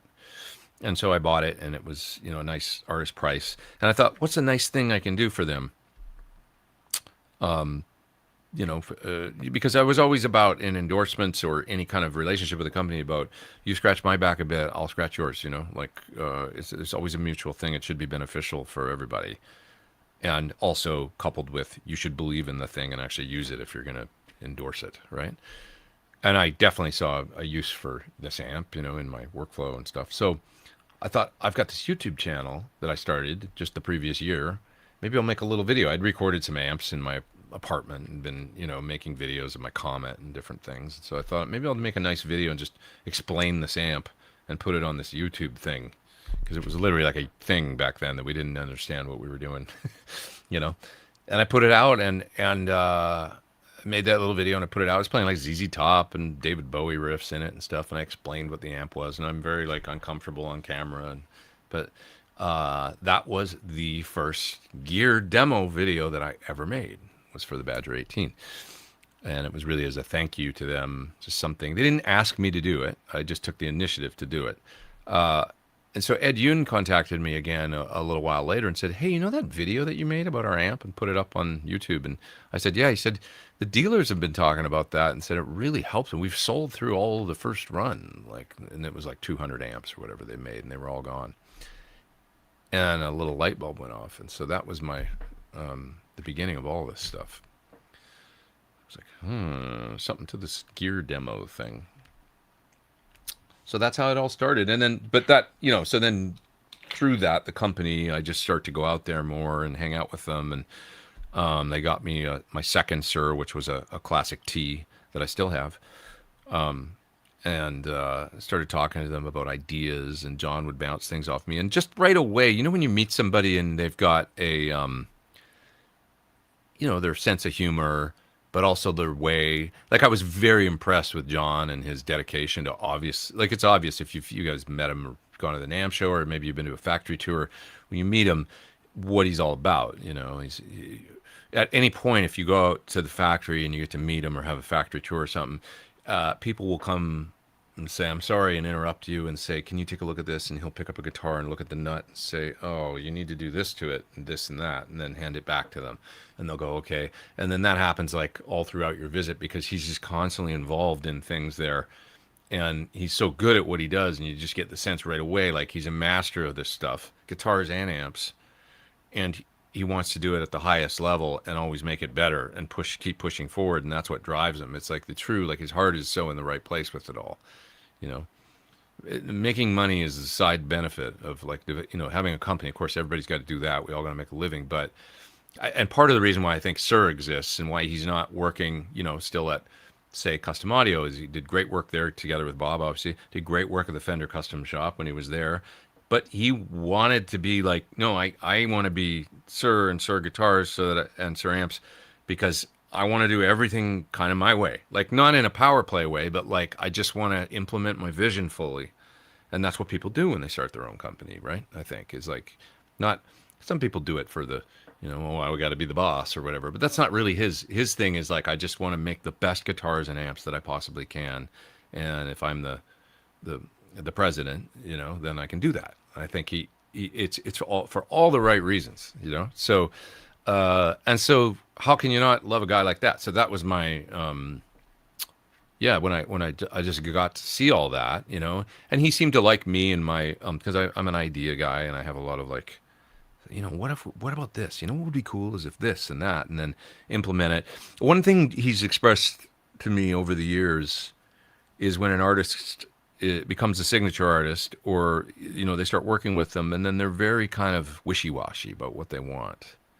They can't explain it, or maybe they don't know, or a lot of guitar players and artists. I mean, to be fair, don't spend a lot of time on, they spend a lot of time on the music. They don't really care as much about. I don't know about pickups. I just play, man, and they spend all their time writing and playing. Some great players like that, like for sure, because they're not focused on this stuff. But John would, he was a player. Maybe we share this, like, and I just don't want to be a builder, but like we do want to know what makes things work and tick, and we want to know the ins and outs of the pick. Like I want to know about the circuit in the amp, and I want to know about the values, and I want to know why a certain pickup sounds a certain way. And he really wants to know that, and then he also wants to make it better and figure out how to improve it and do, so he goes all the way in. But we share that, and so we get along good because it's like we can talk about things like, what would be cool? Like, I mean, we thought of something for the PT50 last week, that's like the amp's basically done, but I came up with something last week where I was like, what would be cool, like to try is like, what if we could do this in the circuit? And John was like, and then he starts thinking about it, and he's like, he got all into it too, and then was like, you know what, maybe we should just do this and like add it. It took him a minute because he was probably like, aren't we done with the circuit? And then he comes around and think about it and goes, actually, I came up with a way to do it, and it's pretty cool, and I think we should do it, because that's our relationship, and it really is great because we kind of tweak each other's, interest in that way, and then you end up with something that didn't exist yet, that hasn't existed before. Hopefully we do it in a different way. So it's just it's been a very natural working relationship and great friendship that's at this point, going back 20 years. And I talked to him yesterday for a long time on the phone on the way home in the car. We talk all the time. He's one of my best friends. So it's yeah, it's terrific. There's another super chat there from Mr. Calencher. Thank you for the super chat, Mr. Calencher. I do appreciate you. I do. Okay. Do you still use the Crazy Tubes Starlight fuzz? It's on my board right at my feet. I've got it on another board. One of my favorite fuzzes of all time. I think it's fantastic. It's a really, really great fuzz pedal, especially for those folks that don't get fuzz pedals. That's how I always, the caveat. I always, if you don't want a fuzz face, like, I don't know how, if you're like, I don't understand fuzz face, or I don't understand fuzz, but I gotta have a fuzz, get that one. If you need it for certain songs in your set that your band plays or something, it's just like just get that one. It kind of gets you in the realm of a whole bunch of different fuzzes, and it can kind of be an overdrive, and it can kind of be a distortion too. But it's definitely a fuzz when you get the gain up high enough, because it's fat and a little soft attack, when you get it loud. But it does a good, like, I've done plenty of Gilmore song on it, even though it's not a big muff. And it can do a whole bunch of different things. So really good. Ben Eller does a good demo, great demo of the BGA. That's the Billy Joe Armstrong Marshall. Yeah, I just saw that came out. I should watch his. Ben's a great guy, and he always does a good job. He's a great player. And, yeah. Huh. Okay. What else? What else? Let's see. So happy your surgery went well. Thanks. I appreciate that. Yeah, it went pretty good. You can see where my eyes are at now. They're not perfect yet. So I'm actually going to do another one. That's going to happen in the fall. Yep. We've decided. I went to my surgeon last week, and he's very excited about it. And he's, as you know, as he puts it, he's been in there and he knows what to expect now in those eyes. And so he was quite excited about it. This won't be quite as extensive of a surgery, and it's just a tweak. And it's quite common in I think it's something above 20%, 30, 40% or something. You have to do a second surgery to really get an optimal effect. So that's what we're going to do. Your eyes have muscles coming in from all sides that pull vertically, horizontally, all kinds of stuff. So he's going to do some work on two muscles, one on the left eye, one on the right eye, to kind of essentially at the end of the day, what it's going to do is this eye that is still a little bit turned in, it's going to move it out and up just a little. And at that point, we should be about there, I think. I went from about 40 or 45% what they call deviation in this eye to about, it is sitting at about 18% right now. So we corrected quite a bit of the if you look at my eyes right now, you can see a bit of white in the corner of this eye. You couldn't see any before.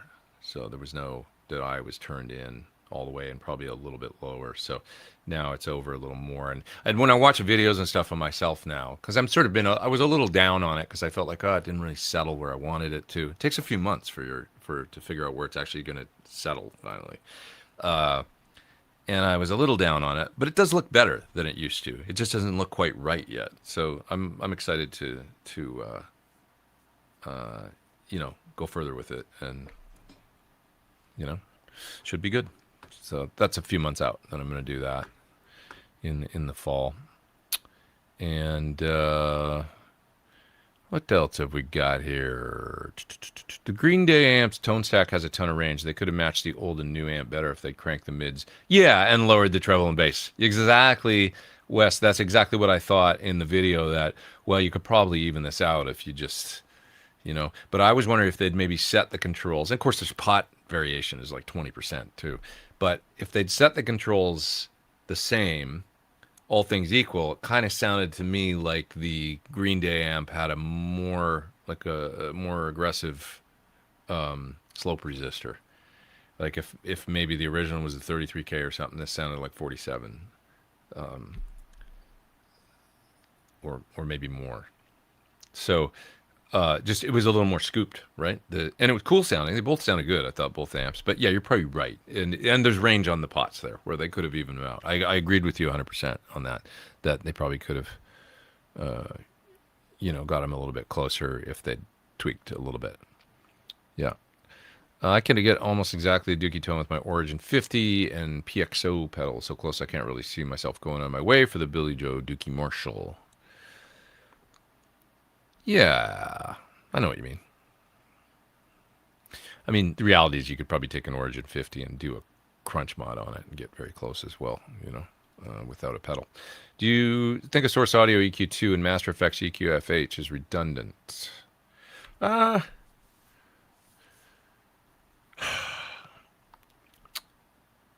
I'd say yeah, probably, to be honest. I mean, would I have both? Probably not. I might have one in a loop and one in front. The magic of the EQ from hell is boosting in front of an amp, I think. I mean, yeah, you could use it in a loop and do some cool stuff, I'm sure. But I'd probably, if I had both, I'd probably put the Source in the loop and do some surgical stuff with it. And then the Master Effects EQ from hell, I would use as a color boost in front. Yeah. Top 5 high gain amp. Yeah, well, PT100 has been my the main amp I've used on stage for most of my career at this point, for the last 15, 16 years. So we'll go with it. But there's a lot of great. I mean, I love that 2C plus back there. Really good amp. Friedman, they're pretty great. I mean, if I can only pick a few, can I just say Friedman broadly? I mean, his BE circuit was a kind of a modern classic at this point.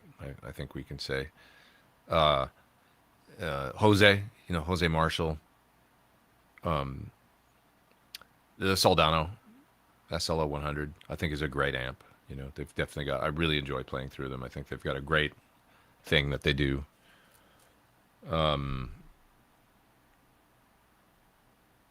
Do I have one more I can pick? High gain.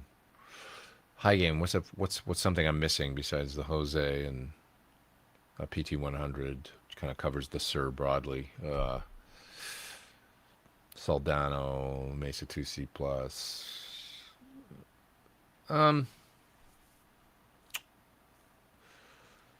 Favorite high gain. I mean, I'm thinking about all kinds of things like Dumbles, and does that count? They got a lot of gain. I don't know. Let's leave it open for a minute. You guys pick number 5. I'd love to see John come on as a guest. I'd love to have him on again. He's been here for sure. Yeah. No, he has in the past. Yeah. Fun to revisit. 100%. We'll have to do that. Maybe when we have the amp come out, I can talk him to coming on with Kevin. We should do that. Do another show with Kevin and John. 320 people online on my 420th show. That's fantastic. Great to see you all here. Used to think who's the best guitarist is an unknowable question. What with the how do you say that word? Myriad? Like, I think I'm having a problem today where I read things and I wanted to say subtle instead of subtle. Myriad categories and styles of playing. I was wrong. About 3 years ago, I saw the Tone Base channel video about Kazuhito Yamashita. He was the one. I think I know who you mean. But for me, my best guitarist is that, because he always makes me laugh and go, and hit my head on the table and go, oh my God, and then I feel like I've had a religious experience when I go to a show, is Michael Landau. But Michael is the most pure from the mind and the heart through the speaker guitar player that I think I've ever heard. You get a sense of his wacky, amazing mind and heart from music and sensibilities, and it just comes right out, and you hear it constantly coming through the speaker. And the way that he's changing colors and tones, and it's why he's got a legion of guitar players that'll show up every show and just like shake their heads walking out, like, I'll never be able to do that, or whatever. Like when you leave, you're like one part overjoyed and another part depressed, because he's so amazing. But he's just an amazing communicator, and you kind of have to see it in person. You kind of get it in videos and stuff, but like you got to go to the show and sit right in front of his cabinet. He's the one for me. So, yeah. Is the Pete Thorn Standard Series discontinued? I was looking to get the turquoise one, but it's been back ordered. If there was one on order, then you'd be fine. We did limit there's a thing called a SKU, which is the number of options and things on guitars. Basically what we did was we limited the standard to be, are you talking about the double humbucker, or are you talking about an HSS? Because if it's an HSS, single hum guitar, then that's still available in turquoise. But the double humbucker version is not currently right now. The two colors are black and green. With the zebra pickups and the cream rings and stuff. That new, this version of the guitar.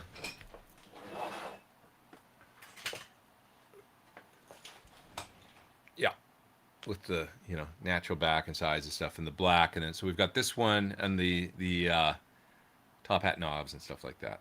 So this is what you can get right now if you were to order one today. This or the green. So the original gold, the old black look with the pickup covers, those are discontinued. The turquoise discontinued. The garnet red discontinued, which I'm a little bit sad about and sort of think I'd like to bring that back at some point. Like the garnet red with at least a black back and then just a standard, mahogany neck and stuff. Love to see that back again. So we'll see. But I'm just trying to limit. I've got a lot of options and a lot of models, and I understand it can be too much sometimes for dealers, and you know, it just we're trying to limit the options a little bit and cut, trim it down a little bit, which I'm in favor of as well. Like, it's not like I'm like you have to have 800 versions of my guitar. Yeah. So that's why, something new comes in, something else has got to get discontinued. And it's kind of fun because then it's like different. It's a little bit like when I think about probably the most successful signature guitar besides the Les Paul would be the Steve Vai's, the Gems and the Pias and stuff. His guitars kind of come and go like that, and they'll do a certain run of them for a year, and then a different version comes out, and it's kind of it's cool. I love how they do that, and they kind of freshen it in different colors and stuff like that. So, yeah. What's this? Treble booster into JEL 50 or small box. No, not really, because of the bright cap. I think. You'd have to ask Dave about the circuits, and there could be, you could of course do little mod things that would make it work great, but you'd be better with something like a Cocoa Boost in front of either of those amps, which is I remember how I said the Sir Cocoa Boost is like a bit more like a more polite version of a treble booster. It's more mid-range, but it's not as aggressively, which is what you want because the amp already has a bit of that aggressive thing. It's always it's a recipe. Too much hot sauce is not good if it's already spicy a little. So it's always a balance of things. Yeah. Treble booster wants to go into dark amp. Dark. Maybe into a Dirty Shirley. It's a little darker. I'm not sure if there's a bright cap on a Dirty Shirley, but they're a little warmer, darker, fatter. It might work into that amp. Yeah. And of course, it depends on the treble booster and how aggressively bright they are, I guess. Yeah. What are your top 3 guitars that you own? Ooh. What's the most versatile? Dude, honestly, the one that I just picked up. These are so versatile. Like this version of this guitar is like, I can get so many friggin' sounds out of this guitar. It's unbelievable. With the splits, like more than an HSS, because you can't get a true humbucker sound on an HSS. So with this, I can do like 4 million different things with the simple switching. Just a 5-position switch and a series parallel in the bridge. So yeah, that's those guitars I can play a whole show on. I mean, if I go do like either classic rock show or Five for Fighting, I go out and I do a gig, I play the whole gig on one guitar. And a classic rock show, I can do the whole. Like I did a corporate recently where I could only bring a couple guitars. Normally I've got 6 or 7 out on the road or whatever, but I only had one. I just used it. I think it was that one that I used for the whole set in Vegas recently. Do a whole set on one. So that's the most versatile guitar that I own. But top 3 favorite guitars, I mean, God, man, it's hard. It'd probably be, I got to pick one of my, like, I'll just take that one because I've been playing it all year and I love it. It's great. And, it's hard to, I mean, I love this one too. This red one that's right here on the stand. But my garnet red HH is beautiful too. I mean, other guitars that I have here, it's hard to, my 335 I love. My old Strat I love. 64 Strat. It's got, every time I pick it up, I'm like, oh God, it smells good. And then that Les Paul that I just got is a friggin' tone monster. I'm going to put out a video tomorrow for the Chase Bliss Delay, the big time. And you can hear that guitar in that again. And it's such a friggin', it's just It sounds so good. It's a 53 to 57 conversion with, original early 60s patent number pickups in it. It just rips. So that's one of my favorites lately, for sure. I mentioned the Aura earlier. That guitar, I mean, for a road guitar, man, it's the best, Les Paul style guitar on the road. It just doesn't go out of tune. It's amazing. So, my message is below. My super chat payment. It's not blank. Oh, okay. I'll see if I can find that. Let's see if I can find that.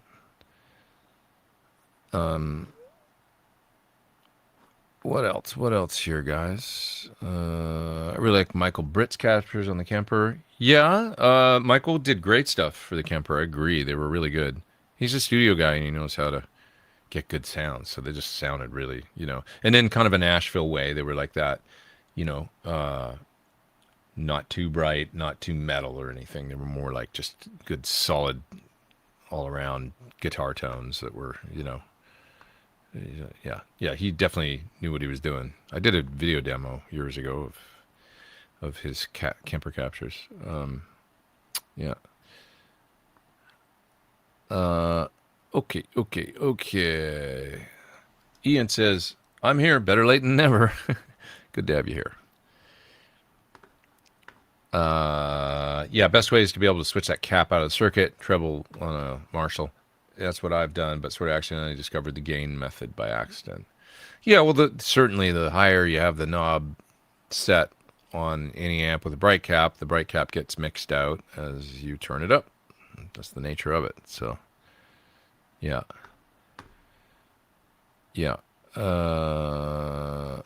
What else?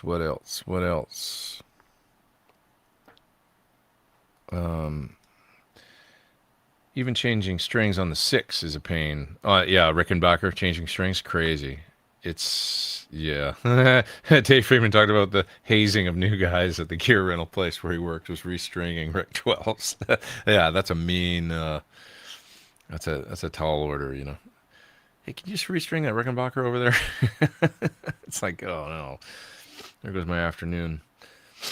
Yeah, that's funny. Probably at Browers. That's funny. Yeah, the bridge is annoying. Yeah. Most have a narrow nut width. That's right. So they're really hard to kind of on a 12 string, like to get the full chord voicings and not be muting and deadening strings is tough on a lot of Ricks. Yeah. I'm pretty far back in the chat, aren't I? Sorry about that. I'll move a little faster here. Sorry about that, eh? Did you get to see Rush? No, next week.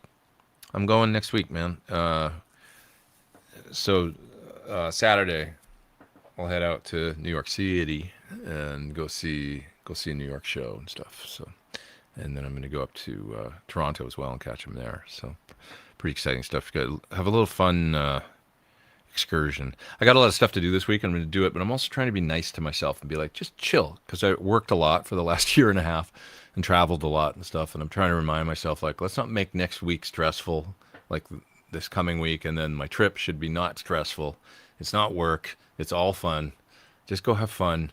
Try and enjoy yourself, So I'm still trying to cool out my nervous system to get myself into the headspace of like, let's enjoy the summer. We've worked hard all year already and worked hard last year. And like, let's just chill for a minute. Relax. Everything's good.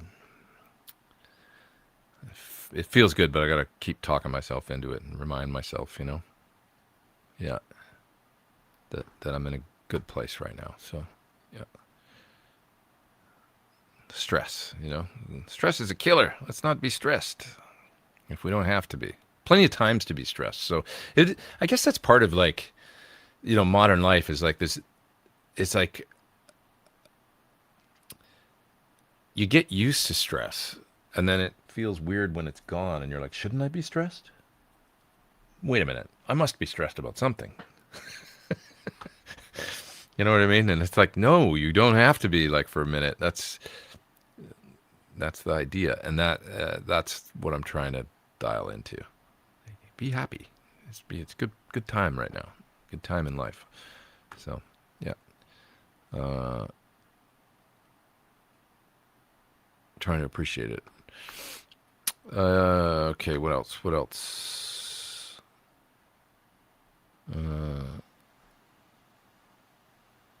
One time I saw a vintage Marshall box on Reverb, like an old cardboard box that Marshall came in. That's really funny, Ziegbert. Yeah, people find. I mean, you could get it for your cat, and they'd probably love it. Get in there and play around. That'd be the one box you'd buy, and the cat wouldn't care. The expensive one. But the crappy box that arrived for free, they go crazy for. Over the cat tree that you paid $139 for or whatever. Yeah. How many pedals do you think you own? It's, I don't know, no comment. That Gear Talk or Tone Talk gear sale, that Gear Talk tone sale, that works too. Was crazy. Yeah, I'll have to watch it. I want to do that too. So yeah, Dave's inspired me. Yeah. Oh, here we got as you see, I always learn things here. The word subtle, not subtle, comes from the Latin root sub, under, tela, web, originally meaning finely woven or beneath the threads of a loom. Thank you. Thank you. I appreciate that, Mr. Jorgensen. There's smart people out here. I'm not one of them. Out there in internet land, I love it. Why are you here watching me? I should be watching your. You should have a podcast or something. Teach us about the origin of words. I love it. I'm honestly such a fool. But thank you. Appreciate that. I'll always know now. I mean, this would be one of those things I'll be like, oh, it's the origin. I don't know if I'll remember all those details, like tela, web, under. I love finely woven, beneath the threads of a loom. That's so good. I think that song on my next album should be called Beneath the Threads of a Loom. Not a bad idea. How am I going to remember that?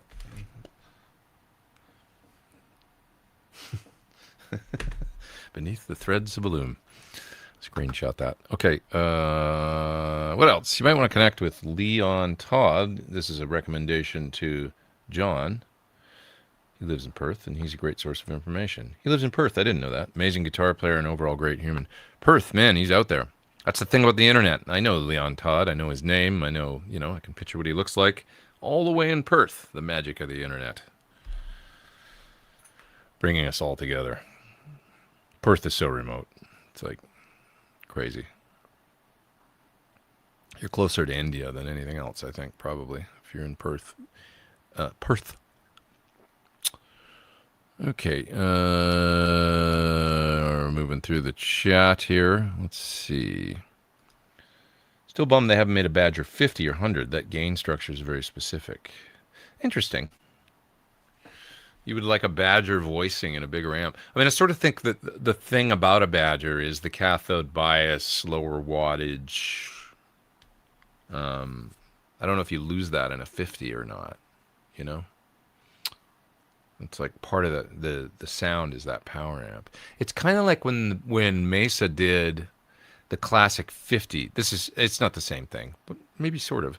Mesa had a Classic 50 that was really about, I think it was really about 40 watts. Sorry, it wasn't called the Classic 50. It was called the 50 caliber. Excuse me. Mesa 50 caliber. Now, for those that know, they're Mesa lower. The original one was EL84, and I had one. It was my first kind of boutique amp, really. And it used to red plate tubes, and it was just a little unreliable. Well, lo and behold, they only made them for about a year with EL84s, and then they changed them to 6L6s. So the power amp changed, but the amp didn't sound the same. I remember hearing them after, and the 50 caliber plus and stuff, they just didn't. They mated the preamp to a probably more Class A/B Fendery thing. Whatever was going on with the EL84 power amp, it was warm and creamy, and it just had a mid-rangey lead voice that was like so bitchin' on that. That's one of those amps that I've wanted to go back and find an old one and buy it again, But I haven't. But maybe I will one of these days. Anyways, just why am I bringing this up with the Badger? Well, the cathode bias 18 watt or 30 watt power amp thing that's going on with a Badger amp, that kind of low power, vibe. It's just a thing.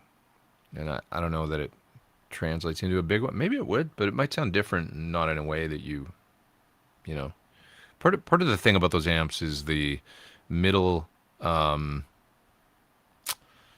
middle ground,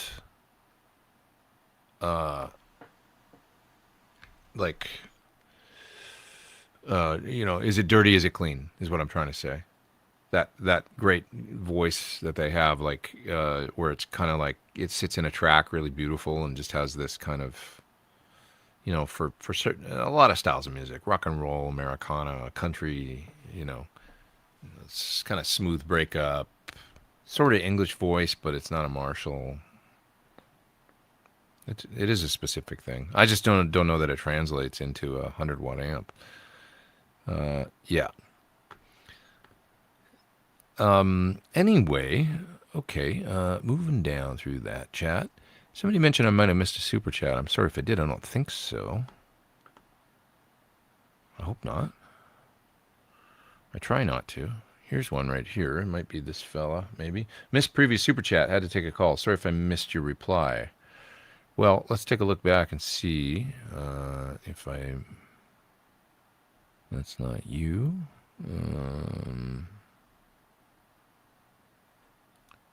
Oh, you were this one. Best guitarist. You were mentioning Kazuhito Yamashita, and I gave that long answer about Landau. We've all got our favorites. The best. What constitutes the best? Can there be a best? Not really, because it's art. It's art. It's the reality. Seems the new version of your HH Signature Standard isn't in Europe yet. Somebody was mentioning buying one in England. They were looking at English dealers. Yeah, I don't have a lot of control over that. They're definitely out there as far as I know, but let's see, where are we now? We're in August. So they were introduced in January. Yeah, if they're about 6 months out from building from orders right now, as I think, but don't quote me on that because I'm not a expert or employee or sales guy with the. But if the guitar was introduced at NAMM, which it was this year in January, you would probably start to see them turning up, I would think, around now. So it should be soon that you'll see it in Europe.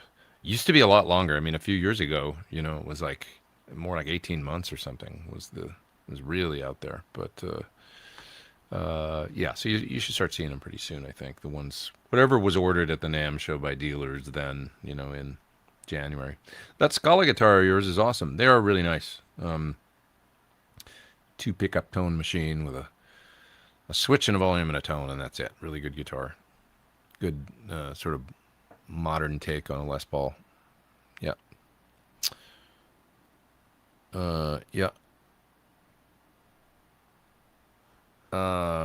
Who's that there? Stoked to lately to be able to catch another live, and not just after the fact. Have you been catching up on your favorite tacos down there since you've been back home? Yeah, a little bit. I've been mixing it up. A little Mexican food, a little Japanese food, a little Italian food. Doing it all. Yeah. Yeah, what else we got here? Let's see. Stress can be addictive. Yeah, that's true, Richard. Yeah, the feeling of always having to go is part of the, and it not necessarily being a bad thing, you liking it, But I think there's a way to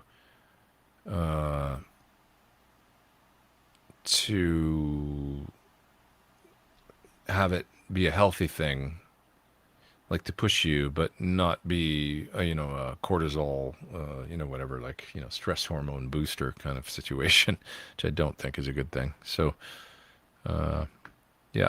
How are your cats doing? They are great. Do they remember you after all that time away? Yeah, I mean, I've had a great,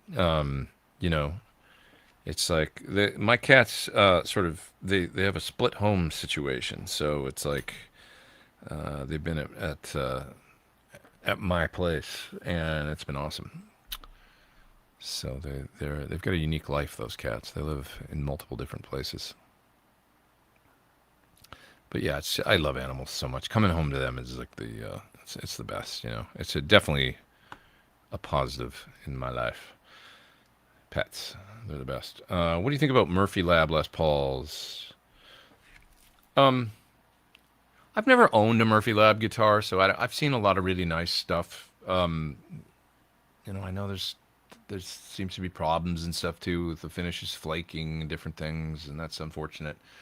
Uh, I don't have a great perspective on modern Fender and Gibson expensive guitars because I just haven't bought one. That's the truth. I bought some vintage guitars, you know, over the years, over the last few years. I play my Sir guitars. I've got some other custom jobbies, but like, you know, $10,000 Les Pauls and stuff is not something that I've gone out and done. Modern, you know, brand new guitars. Um, I there's obviously a market, and I think it's cool, and it's like, you know, you know, we live in a capitalist society. People should be able to make things and sell them for what, you know, the market should set the value and all that. But you know, when I go in and I pick up a guitar, I mean, I love going to music stores and looking at guitars, or go to the Gibson Garage in Nashville and pick them up. And they gave me a really nice tour there a while ago, showed me around how you can order guitars and stuff. There's really a lot of beautiful guitars in there. Um, and then by the same token, I'll pick them up and go, look at that Explorer, that's badass, and I'll pick it up and look at it, and it'll be like $10,000, you know. And I'm like, God, I couldn't ever really buy this for, you know, that I just don't think I would for the, you know, I would probably try and find a used one. I mean, that's not a dig on them because some people do. So it's like there's obviously a market there. So, or same thing for custom shop strats, or, you know, the team built versus the master, you know, one guy builds it, you know, Todd Kraus or somebody builds it, this guitar, and built this one from, you know, and it's got the certain features, and then there's the priced in a similar way.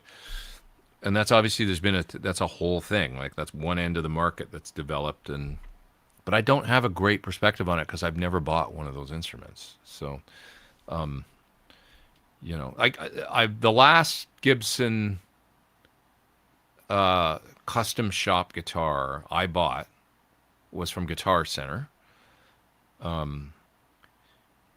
It was the 19th, so it was in 2009, and then this was a 1959 reissue, 2009, so 50th anniversary, historic, supposed to be, you know, as accurate as we can get up to that. You know how they change things, everything. This was pre-hide glue and you know, everything else where they change things to make them better.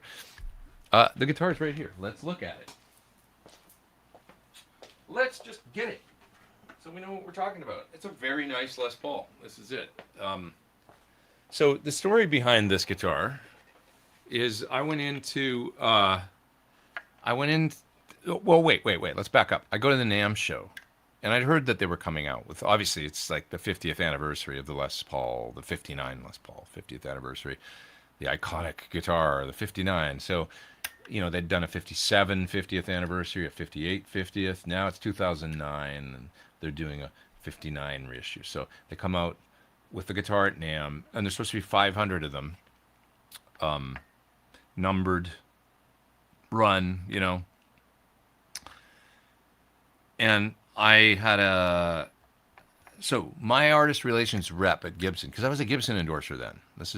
I'd already met Sir and everything, but it's not like I had a signature guitar, and I was basically a Gibson endorser at this point, primarily for guitars. If I was on TV, or which I was doing a lot of at that time, with different artists.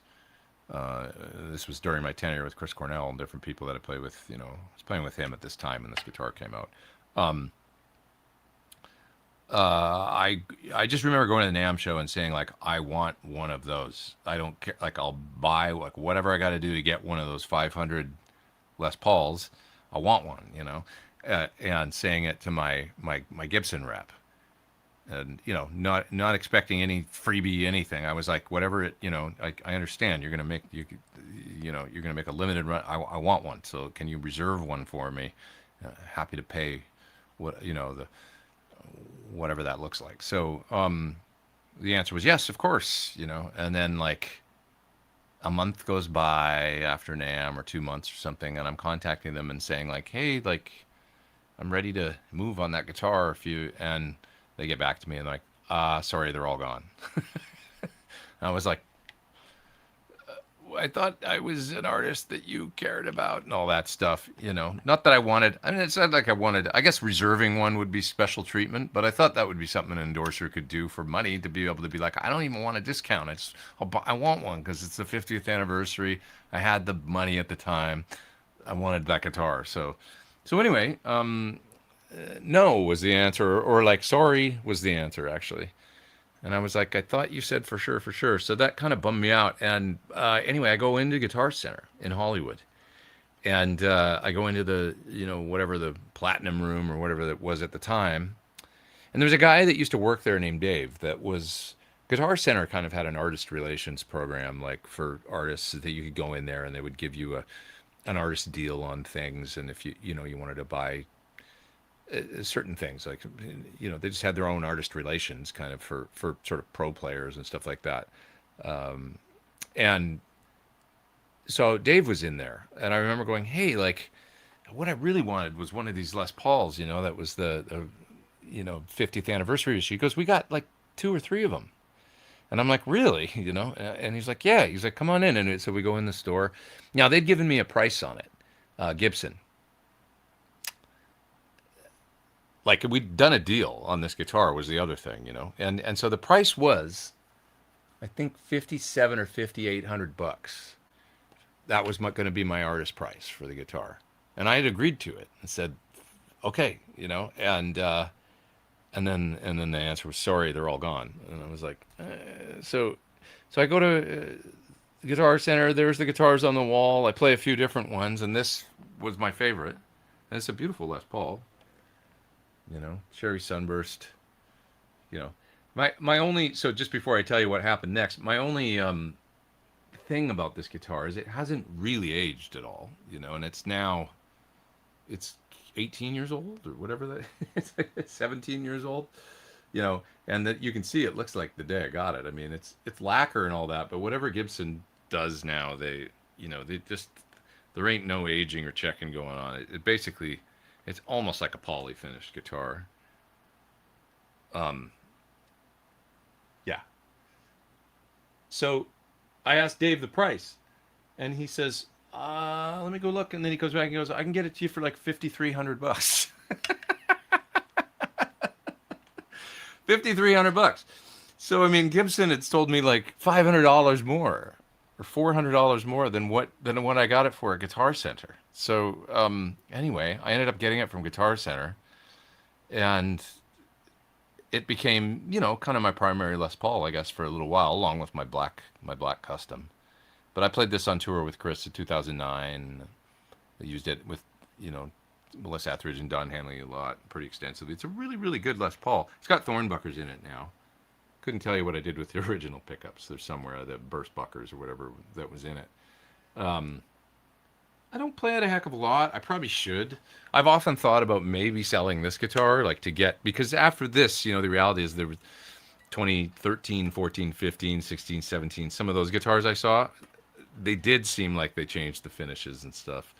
And, you know, that was when they went to the hide glue and this different stuff to make. Oh, and of course, so the other thing that happens is this is number, I think, 33 or 34. Yeah, this is number 33 of that run of 500. So they did 500 initially in 2009. This is number 33. What happened after they put out the first 500? They just put out another 500. And then another 500 after that, I think. So there was like a, you know, there was a couple thousand, I think, of these things made that year that they just numbered. But it was like a, you know, I got into the whole sales, what, oh, it's going to be a limited, you know, and then they just released more after. But I do have the original case and certificate and everything for this guitar. The only thing I switched out was the pickups. And good solid Les Paul. About 3-4 years later, I got my Yaren, which, you know, right as I pick it up, it's like this is lighter, and that's the Yaren. And this is a great guitar, you know. I mean, this thing, when I got this thing, it just kind of scratched all the Les Paul itches. When I compared this to my new, new old, you know, new 70-year-old guitar, the 53 to 57 conversion, this guitar really hangs in there really good with it. It's a little fuller sounding across the spectrum. The 53 to 57 is a little more upper mid snarl kick. You know, that Angus Young, I don't know, like it's just got a bit of an upper mid thing that I was like, oh, this is really good though, this guitar. I mean, it's got a great voice all its own. And then this kind of became my number one Les Paul for a long, long time. So, yeah. But anyway, that's that story. But that's that's kind of the last custom shop Gibson guitar that I ever got, which is a long time ago now, you know, so that I, went to Guitar Center and bought and all that. Yeah, that's that story. Just get a custom VOS 1957. So that was a long ass way to come around to, yeah, I would probably, if you find a VOS 57 gold top that has a nice dark fingerboard, find one where the fingerboard is dark, not like that light brown stuff they use sometimes.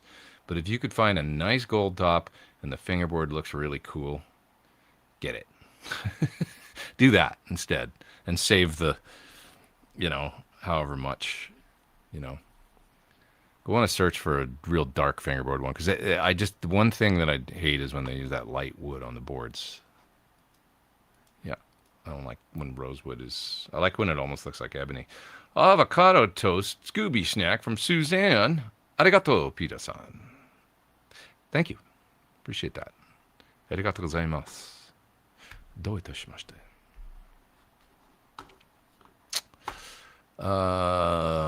What's the biggest transformation? Thanks again for the super chat, Suzanne. What's the biggest transformation you've seen a guitar maker make? Oh, guitar make after fretwork and/or nut work. Yeah, you can make almost any guitar. The reality is, I think, play really great with great frets and a great nut. Like, I mean, even like budget, barring that it's got a big twist in the neck, do a great fret dress on a Hondo or something and a great nut, and they can feel incredible, because it really is down to the nut affects the action so much. And if the nut is high or cut wrong and it's making the guitar, especially if it's making it go out of tune or not sound good on the open strings or not play good because it's just too high.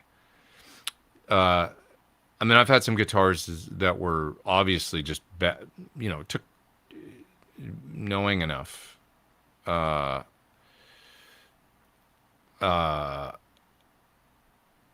to get to the place where I could pick up a guitar and go, oh, this plays bad. Oh, it's the nut. Oh, and then go, okay, if we tweak the nut, it'd probably be better. I mean, the one that comes to mind is my black my black Les Paul Custom. That's like the one you've seen me play a lot over the years. That guitar had a bad nut on it after. It wasn't terrible, but it was just like not cut perfect after I had a headstock repair done on it. And the nut that had been put on, it created some tuning issues, and I always had issues with it after that for a number of years. It was about 4 years or something where it was like, guitar just isn't like, it goes out of tune all the time. It's driving me crazy. And then I took it to a guy in Japan, and he cut a new nut for it, and he did an amazing job. And it was like, yeah, I got it back, and then I used it. I mean, I was in mid-rehearsals for Japanese touring then. When I got it back, it was like night and day. I could all of a sudden play it on all these songs. And, I just remember really using it on the gig then and being like, oh, wow, this is great now. It's not going out of tune. So that was a big one. The comparison was obvious, between being able to use it or not being able to use it, depending on the nut. What do we got here? You guys, that's Jen talking about that. Somebody mentioned a book called The Subtle Art of Not Giving a, you know what? Yeah. You guys are talking amongst yourselves. Okay. Guys are talking about avocado, tofu spread, all kinds of stuff.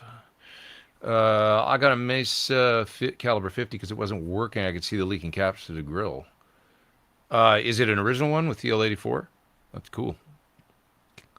Fix that thing up and get it working.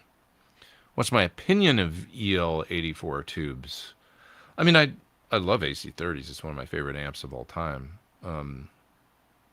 They can sound good. They can sound fine in the right amp with the right circuit, and you can get plenty of power out of them. I think Dave is a big, like this little amp. You can just see the corner of the Friedman JEL20. It uses them. He uses the same power amp in all his 20 watters, and it's that EL84. And he always says, up to a certain point, I'm in a volume, they sound just the same as the big amps. He doesn't really hear a difference. There's this thing about EL84s being, kind of a certain type of sound, but the reality is it's so circuit dependent, I think, is what I'm saying. So my opinion, I mean, if you design the circuit right, great. And also certain circuits designed maybe with those tubes in mind, the classic AC30 or like my Bad Cat that's sitting right over here, the Era 30. Yeah, they seem to just work with those tubes, and that's a sound I love. So yeah, yeah, yeah. I want a 30-watt 6V6 powered head that is Marshall Master Volume based.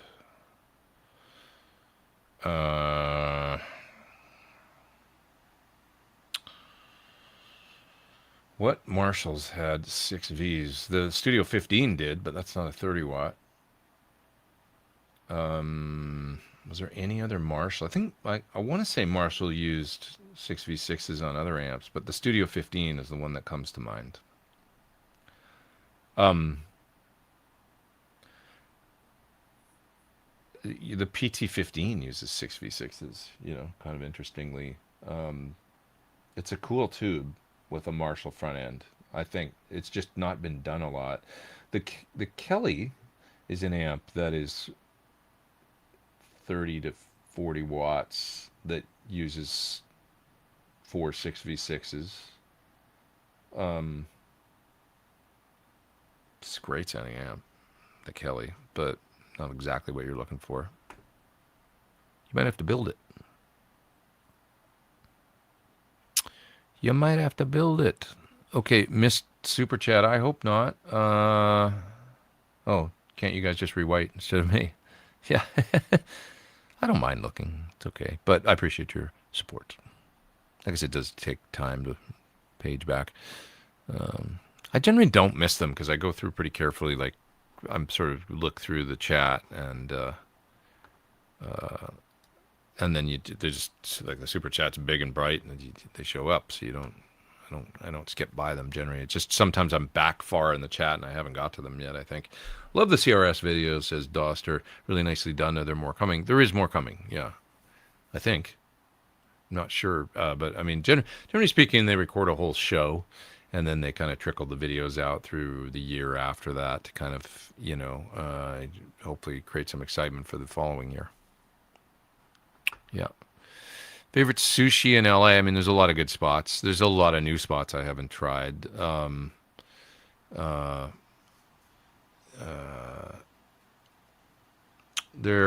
So like the original Katsuya on Ventura Boulevard, I love. The original Sushi Nozawa was probably the best. It's gone now, of course. So places that are around now. Asanebo in Studio City is amazing. It's very expensive though, but it's really good. It's a classic. Other places I can recommend. There's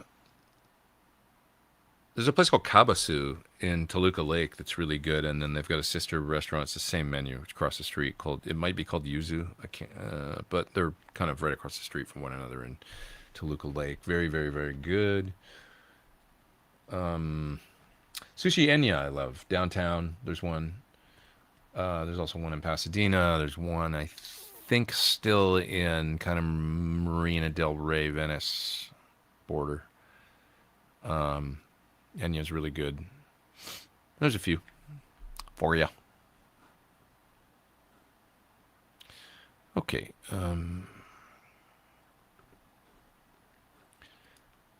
Is there an official definition for backline? Is this just front of house, or should it include drums and amp? Backline is generally more the stuff that's on the stage.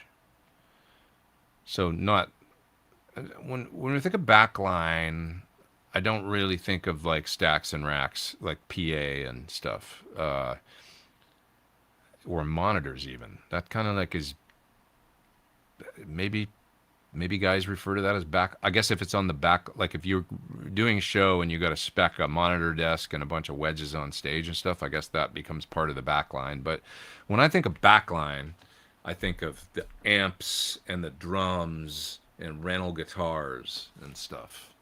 Because generally that's coming from like a separate company. Like at least, if we were to do a gig with, let's say, Fight for Fighting, and we were to go to Chicago and play, or to Nashville and play, you would call SIR, Studio Instrument Rental, for the back line. And it would be the bass and the drums and the guitar amps and, acoustic guitars. And if you need some 1/4-inch cables and maybe a Boss tuner because the singer doesn't bring one, stuff like that. That would be backline. But then you'd call it separate, like a PA company for that stuff, for wedges and for monitor desks and stuff. So I always, generally speaking, I don't think it's the same people supplying. Sometimes probably it is, that the same folks come out with the PA and the or monitor stuff and all that. But it's generally two different worlds there. You get there and you go, who's in charge of backline today? Who's our local backline guy? And they'll go, oh, Joe over there from SIR, and he's got nothing to do with the monitor desk, and that's coming from some other company. So backline is always kind of like the band's instruments and on stage stuff, keyboards, drums, guitars, bass amps, stuff to do with instruments. That's what I find. Yeah. Okay. I have a 50th anniversary 58 from 2008 that is Murphy aged. I got it at Guitar Center used. This was some years before the prices were nuts. Yeah, they were kind of $5,000 to $6,000 back in the day, and now it's more like, which is a lot to pay for a guitar. Still, to this day, right? It seems like $5,000 to $6,000. You're getting a pretty nice guitar for $5,000 or $6,000, I hope, But now you can pay like 10 or 12 or 14, and I just sort of think a lot of the time it's like, you can really see them in Japan, where you go there and they'll be on the wall and it'll be a 58 or a 59 Murphy, and it's like, wow, there's a big spread of money between those two guitars. 58 VOS or 57 VOS, even 59 VOS, or 59 Murphy Lab, something or other, and it'll be like, geez, man, there's like $8,000 difference between those guitars or something, and the first one's already not cheap, I'm pulling numbers out of my butt here, but you know what I'm saying. So I'll sound the same on both those guitars playing licks. Yeah. Okay.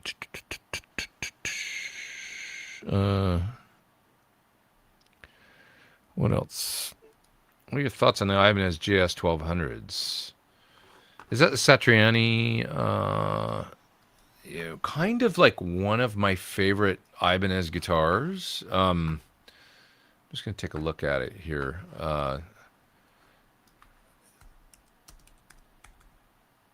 I think, yeah, that's the Joe. So it's a double humbucker version. Joe always seems to use the ones with the sustainer now.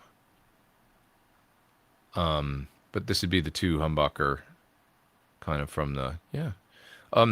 Nice necks on these guitars, Joe's, and recently I played his, he had me play his guitar while he was listening to some amp stuff, which was fun. Handed me his guitar, and then I played it for a while. And the neck is, as I remember, really nice, kind of a Stratty feeling, like not a, super thin, modern, more like a round, nice neck shape that was kind of a bit more traditional. So I like that, for an Ibanez. It's a different thing, I think. Yeah, yeah. Um, what else here? I remember Ace Frehley saying he wanted to get a few of his own Budokan. Oh wow, I've been going for a long time, haven't I? Wow, I've been going 2.5 hours. I'm still having fun. I didn't realize I was on so long. Well, I'll hang for another 10 or so and then I'll leave, I guess. But I guess it just time gets away from you sometimes. I remember Ace Frehley saying he wanted to get a few of his own Budokan guitars, and they were all pre-sold, and he had to have Gibson Special make a few for him. He couldn't even get his own model. I mean, it's a quality problem, I guess. If you're like, if it's a model and they're gone, it's like, you know. But yeah, it happens, I guess. Um, the Guitar Center in Union Square has one of Ace's guitars on display, a black Gibson. Cool. I went back and listened to a live the other day just to kind of, Ace was really, really, those kind of like basic rock, pentatonic, awesome licks he was a master at, he had a total thing. You can see why he influenced a whole bunch of guitar players, because it was like, once again, kind of like you could get your head around it and remember the solos and stuff, and it wasn't so, I think sometimes like the super technical stuff can just be a little off-putting because it can be so daunting or something. I'm talking about if you're like just learning guitar, it's like, well, that just depresses me or something. But Ace, yeah, I can get my head around that. Or Angus was like, yeah, great phrases, simple notes, all attitude, which is the hard part to get, actually, the attitude and but you could get your head around it, There's a lot to be said for that, I think, both as a listener and as a guitarist. Yeah. Loved your appearance with no cover charge, I think that means. Thanks. That was really fun. It was that day just flew by, and it was like really a nice hang with those cats. And I'd met Tyler, and we'd known him for quite a few years, but Jared, it was new, and I'm glad I finally got to meet him because I have a lot of respect for him. He's great phrasing, and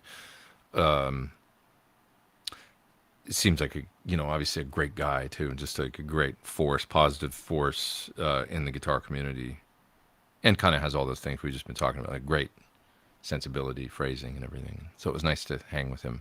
Really nice. Yeah. What's the string action on your Les Paul? I mean, I always try and get him to play as good as I can. 9-gauge strings and low action and stuff like that, because I'm a wuss. So, yeah.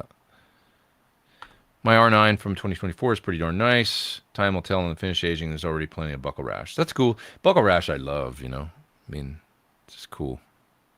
But, yeah. I get caught in the limited run thing often. Yeah, that definitely happened to me on that guitar.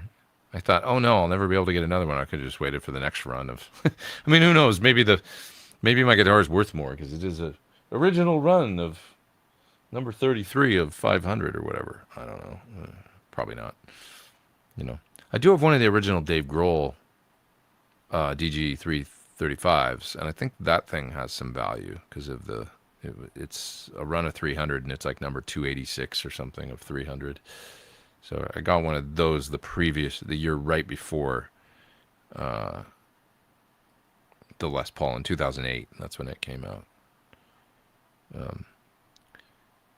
That guitar I may consider selling, and I may consider selling that R9 too. Those are two that I haven't used a lot. I don't know. And the Dave Grohl's pretty cool. Like, it's a good guitar. I always like those Firebird headstock. What's it called? Trini Lopez. It's a Trini. I'd love an old Trini, a 60s one.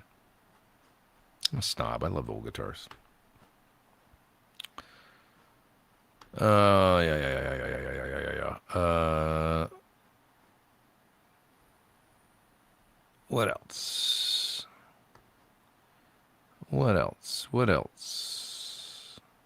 How much do you think the Gibson scale length has to do with the sound?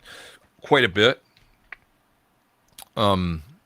Fender scale length, what we think of as Fender 25.5, just sounds snappier. There's something about a 24 and 3/4 scale that's just softer.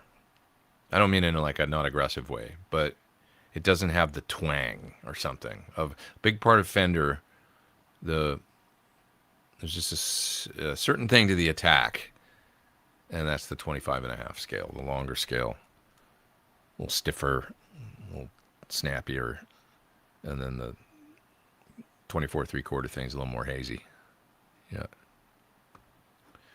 Does that mean you'll be selling it? I may. Yeah, I would consider. It's a good guitar. I mean, it's a great guitar that I played. Like I say, I mean, I did a whole run with Chris Cornell opening for Lenny Kravitz with that guitar, and the rest of our solo touring that year in 2009. It's got some history and a little sentimental value.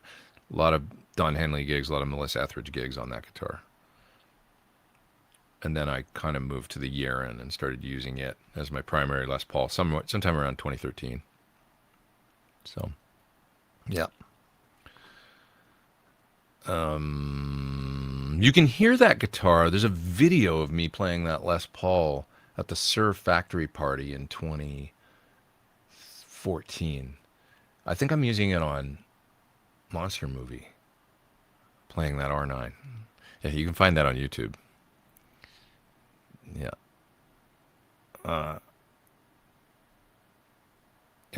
Yeah. Have you ever tried a solid maple body with a maple neck?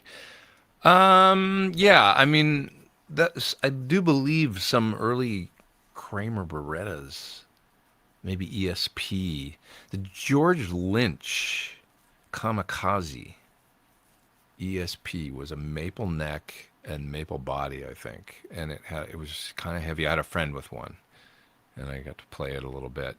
It's like a hard ash with maple neck. It's not really that different. I have a guitar like that here. That's my black one with the tortoise pickguard you've seen me use sometimes. They're bright and aggressive, generally speaking. A lot of attack. It's good sound though, those heavier, dense bodies is a thing. Yeah. Okay.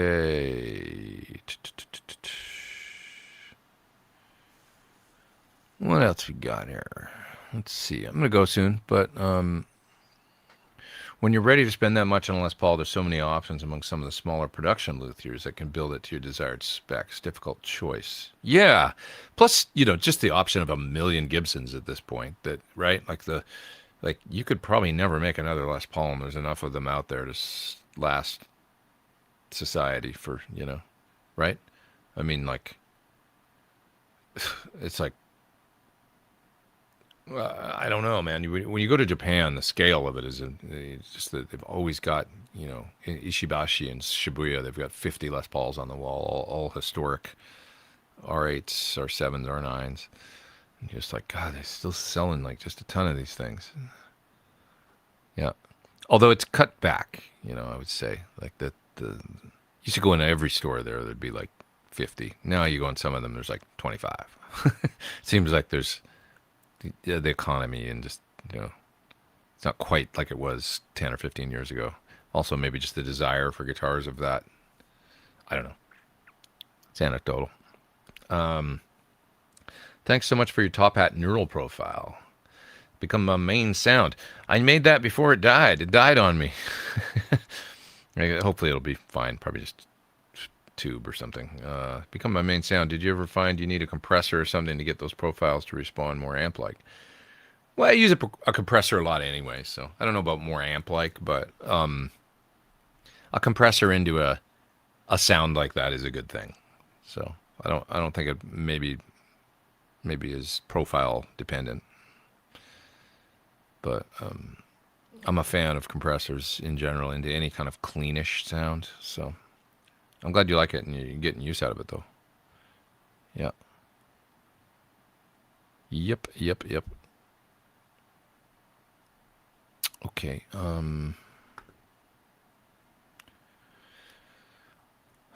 Don says, I have $1,000 to $4,000 guitars, but I've been on a spree buying Leo James guitars, and they play and sound great. I don't know those. Through a Fender Hot Rod DeVille. Cool. Uh, do you use an agent to negotiate your fees for sideman tours? Um, the answer is for the most part no. I just do that myself, but sort of in the past, maybe here and there. I've got other friends that do it kind of as the norm. It would depend on the tour, you know. Um, there would be certain tours that would come along that I would probably ask some trusted friends if something really big happened, and I was like, I don't know on this one. I don't know whether I would consult. Um, Sometimes it can be a good idea. I think it depends on the camp, and every situation's different. I know that's a vague answer, but maybe you know what I mean. Sometimes you don't want to feel like you're out of your depth, and you want to, and you're taking something that wouldn't be fair. If there was a really big gig that came along, I'm just saying, whatever hypothetical that would be, I would probably be apt to not, don't take the first offer, whatever. Just be like, you got to know what's fair and what's, because, you know, for the premier bands on earth setting up big tours and doing things, it'd be like, I don't know what fair is, to be honest. If you're like playing, like, hypothetical, I've got a friend that's playing keys with Rush now. What's fair? I don't know. Like, what if you're looking at a year of work and you're going to go out and I don't know. So if I was him, I wouldn't have. He might have a better perspective just because of his. He was with the Who in Chicago and doing things before. And those kinds of on those levels. I would have to do some consulting. I think to know what. A lot of times, I think you maybe you've seen the Metallica movie where they are looking for a new bass player, and they end up hiring their new bass player and say, well, just as a show of faith, they're sort of like a welcome to the family. Here's $1 million, right? That whole thing, and they get part of the movie, of course, but they want to get the reaction of the look on his face, I think of well, that's a pretty good like welcome to the band, but it's a signing bonus or whatever. But there would be times I would think where there's times where like with any job where if once you've done it for a while, they might come along with an offer and you're like, that seems just very, very fair. And then there might be other times where you're like, I'm not sure, like maybe I should be negotiating, so it just depends. It's like any job. Yeah. Didn't Divided by 13 make a 6v6 Marshall flavored amp? The FDR 37, I think, is much more of a deluxe reverb. I believe it's kind of like a deluxe, like a Fendery circuit with 4 6v6s. It always sounded like that to me for sure. I have one. There's one in the other room. I used it for many years. Great amp. Big deluxe reverb. Through a 412, it definitely has that Fender tone stack kind of like turn the bass to 3 and the treble to 6 sort of voice. You don't want the bass up too high. Fred always kind of put a lot of bass in his amps. He was a bass player, and he wasn't afraid of like having a healthy amount of low end in the circuit. I always found through a 412 though I'd want to dial it back a bit. But the FTR, great sounding amp. It could kind of get kind of martially, and it had a boost in the. You'd pull the volume out, and it got more mid-rangey, the FTR. But yeah, it had it four 6v6s. I wouldn't say martially though. Not necessarily. Yeah.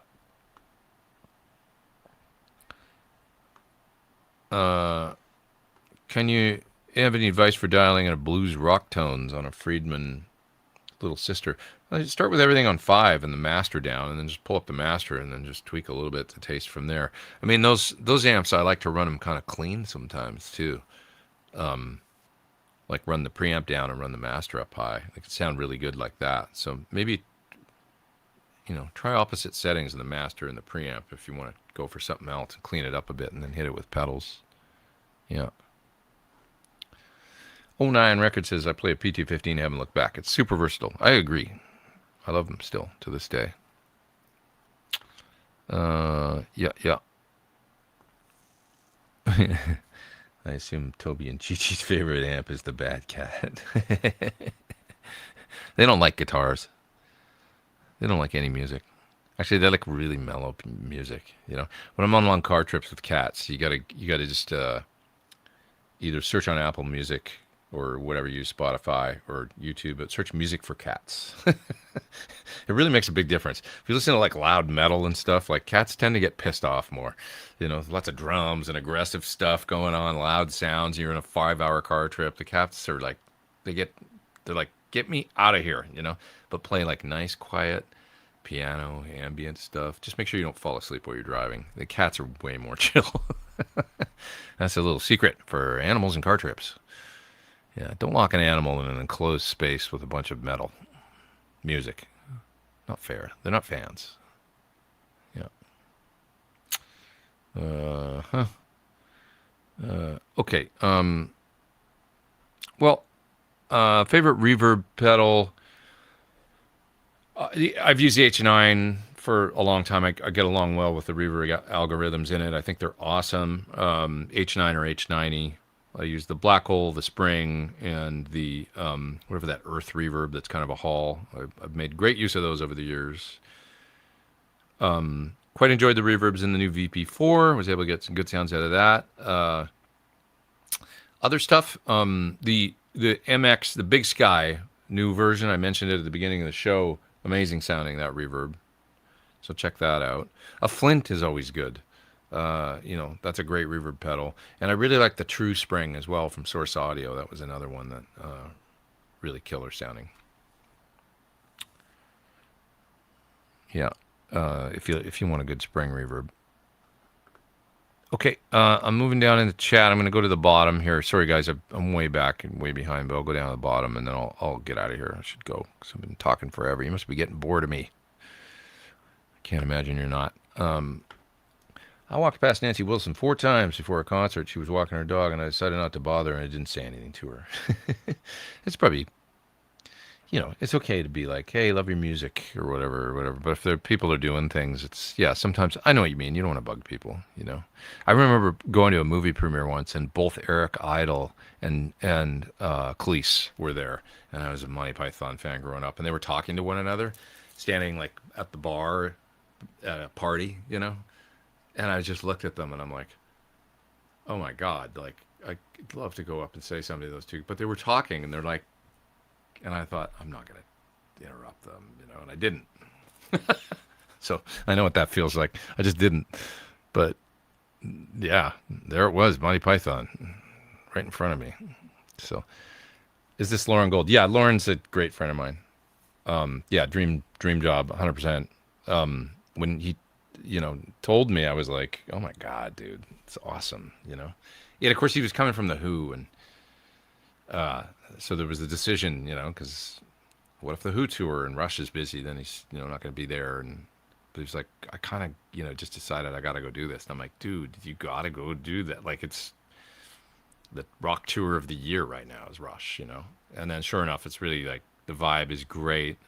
I think the fans, just everything how that's organically been kind of, as they're getting out there and obviously having a terrific time, and the fans are having a great time, and everything's great. It's like the vibe is great, and Lauren's a part of that, so it's awesome for him.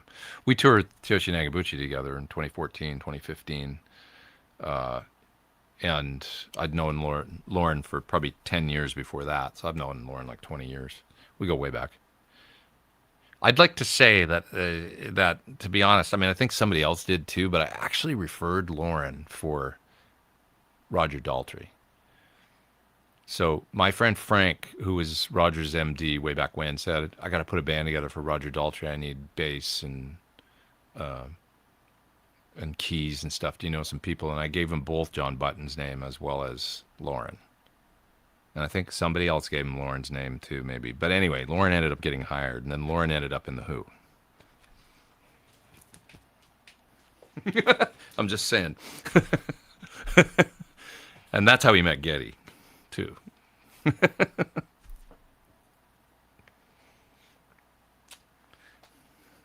Take me out for sushi, maybe. Yeah. Would you ever do a gear auction like Dave Mark did the other day? Yes, totally. So much fun. Yeah, okay. And you found it fun. Well, then I should definitely do it. I got to do it. Yeah. Yeah. True Spring has been my main for years. Yeah, it's a really good spring reverb, right? I remember plugging it in and going, ooh, there it is. Exceptional spring algorithm. Really nice if you want to, if you do any kind of springy, rockabilly, old school, if those are your reverb needs, you know. Yeah. Thank you again there, Lane, for that. I will totally do it. And it's good to know that thanks for the super chat. It's good to know you thought it was fun because I would be down. Yeah. Have you ever lived in Nashville? Yeah, I wrote a song and put it on YouTube called To Live and Die in Nashville. It was all about how I'd moved there and then lived briefly until I died of starvation because I can't afford to work or whatever. I wouldn't get work because there's too many good guitar players. I don't think, I love Nashville. I love visiting. Going there's great. It's a really cool town. It's a very unique town at this point, I think, in America. Would I want to live there? I don't think so. I don't think it's for me. I think I'm a West Coast guy. So as far as living, if I'm living in the United States, I think it's California for me. So it's a certain thing. But I love to visit. I love to dip in and hang out for a few days. And I'm sure there's people there that would feel the same thing. Like, man, I'm all about Nashville.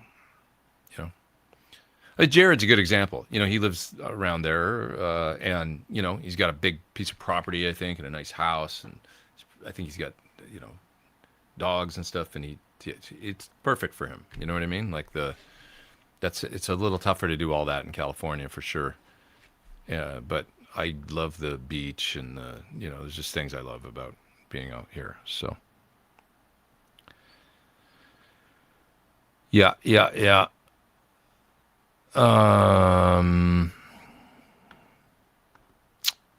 What else? Yeah. Haha, sushi it is.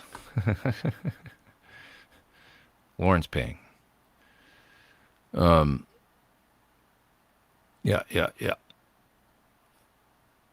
What else? I don't get rock star starstruck. I get movie star starstruck. I know what you mean. I get a little rock star starstruck. Anybody that was a part of my childhood. That's the thing where I get a little starstruck. Like, like meeting a Beatle or, it's like, Blue, you're so cool. Movie stars?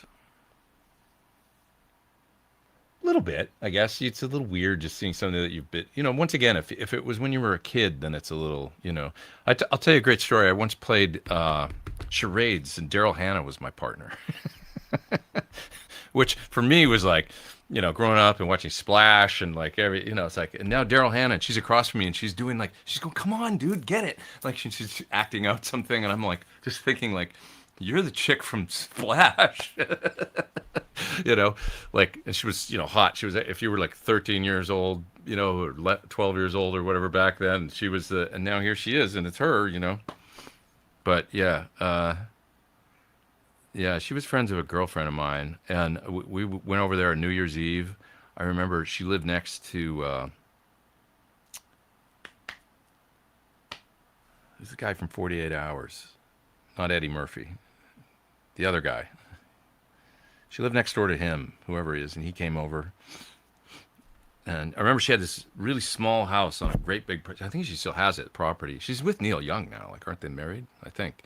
But anyway, she had this tiny house that was really cool, but it was like a great big piece of property with just a little house, which I thought was kind of cool because she's not like she's kind of a hippie, and she had biodiesel cars.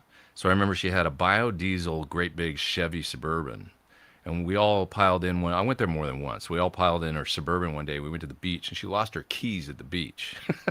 So I had more than a few experiences with Daryl Hannah, but I remember searching around in the dark, like in Malibu, on the beach for these. It's like we're never gonna find these keys. Like it's dark and it's like a beach with sand. Like how are we gonna find these? We're screwed. And this was pre-Uber and everything. It was like we're walking back 5 miles or whatever to. We found the keys eventually. Somebody found them. But yeah, playing charades with Daryl Hannah. I was starstruck for a minute, I guess, because of the kid thing, you know. Uh, but yeah, this is the people you meet in LA when you're, just over the years, you tend to occasionally. I, I was at a party with Woody Harrelson once, and he was like, I got in a conversation with him where he had me captivated talking about chemtrails, and he was a believer that chemtrails are nefarious. And I said, well, what do you think they are? And he said, I have no idea, but they're definitely military. True story. They're definitely military. I always remember that. Yeah, Nick Nolte. Yeah, Nick Nolte came over to Daryl's house. I remember that. Any other movie star? I mean, I've met a number of them over the years for sure, but this is not. It's not that uncommon in LA. You know, I remember walking down Rodeo Drive before I ever lived here. I would probably be 14, 15, 16 years old. 16 years old, I think, with my grandmother. It's a good memory. Around Christmas time, we came to California on vacation. So it was my grandmother, my mom, my dad, my sister, and I. And we were walking down Rodeo Drive because they wanted to go to Beverly Hills, of course. Like I couldn't, I wanted to go to Guitar Center, but they wanted to go to Beverly Hills. And it was Christmas time, so there was a bunch of people Christmas shopping. And I remember Dudley Moore walking down the street with a bunch of shopping bags, and my grandmother saying like, "Oh, Merry Christmas," because she recognized him right away. He was like, "Merry Christmas" to my grandmother walking by with all the shopping bags. And then we walked in the Gucci store, and there was like a big bar in the Gucci store, like in the front, fancy bar in the front of the store. And sitting at the bar was Mike Douglas from the Mike Douglas Show and Zsa Zsa Gabor. Movie star sightings in LA. All right, with that, I think I'm gonna go. I think I'm gonna go. So, everybody have a great chemtrails. Have a great week. Oh yeah, of course, Daryl Hannah, Blade Runner. Of course, Blade Runner. Yeah, I thought Splash. I don't know why, but Blade Runner is probably a better classic movie. Nobody remembers Splash. Everybody remembers Daryl Hannah's apparently on the spectrum. Could be. You never know. She was really good at charades. Remember that. She was good because she's an actress. So she was really good at acting. And I was like, just not so good. I'm not so good at that shit. Charades, not good. Anyway, okay. Have a great week. Next week, I'm going to be in New York. So it'll be Sunday. I don't know. I might be. We'll see if I do one of these. Maybe I postpone it out of that. Like, should I be stressed? Will you guys come back and see me if I decide to not do one next week because I'm having fun in New York? But maybe I do one. Maybe I do one anyway, and I just. Maybe it's in Sunday late afternoon, early evening, come back for a half an hour and sign on, talk about my fun day in New York or something like that. We'll see. I'm not gonna feel too bad about it if I don't make it, but I'll probably make it. And then I think the following week after that, I'm definitely back here. I'm back by that day. I'll be back for same time, same place, Sunday Live, no problem. Thanks you guys. Thanks for hanging with me for 3 hours. Crazy. And I'll think about doing that sale. I'll talk it over with Dave about how he actually did it, and think about maybe doing some things. Maybe it's just a few things. I'll start slow and think about selling a few things. And one of the first things would probably be this Germino. So if anybody is interested in that, we got to figure out a fair price on it. Just putting it out there. It's. The amp was a couple grand when I bought it, and now it's got a full suite of Jose mods on it. It's basically a Friedman Jose, but it's a Germino and it's hand wired, tag board, sort of half point to point or whatever, but beautiful on the inside and the whole 9 yards. So whatever that's worth. Think about it. I'll come up with something fair, and maybe I'll sell that one. Yeah. Okay. See you guys. Have a great week. Be nice to one another. Thanks so much for being here. Appreciate you all. Take it easy.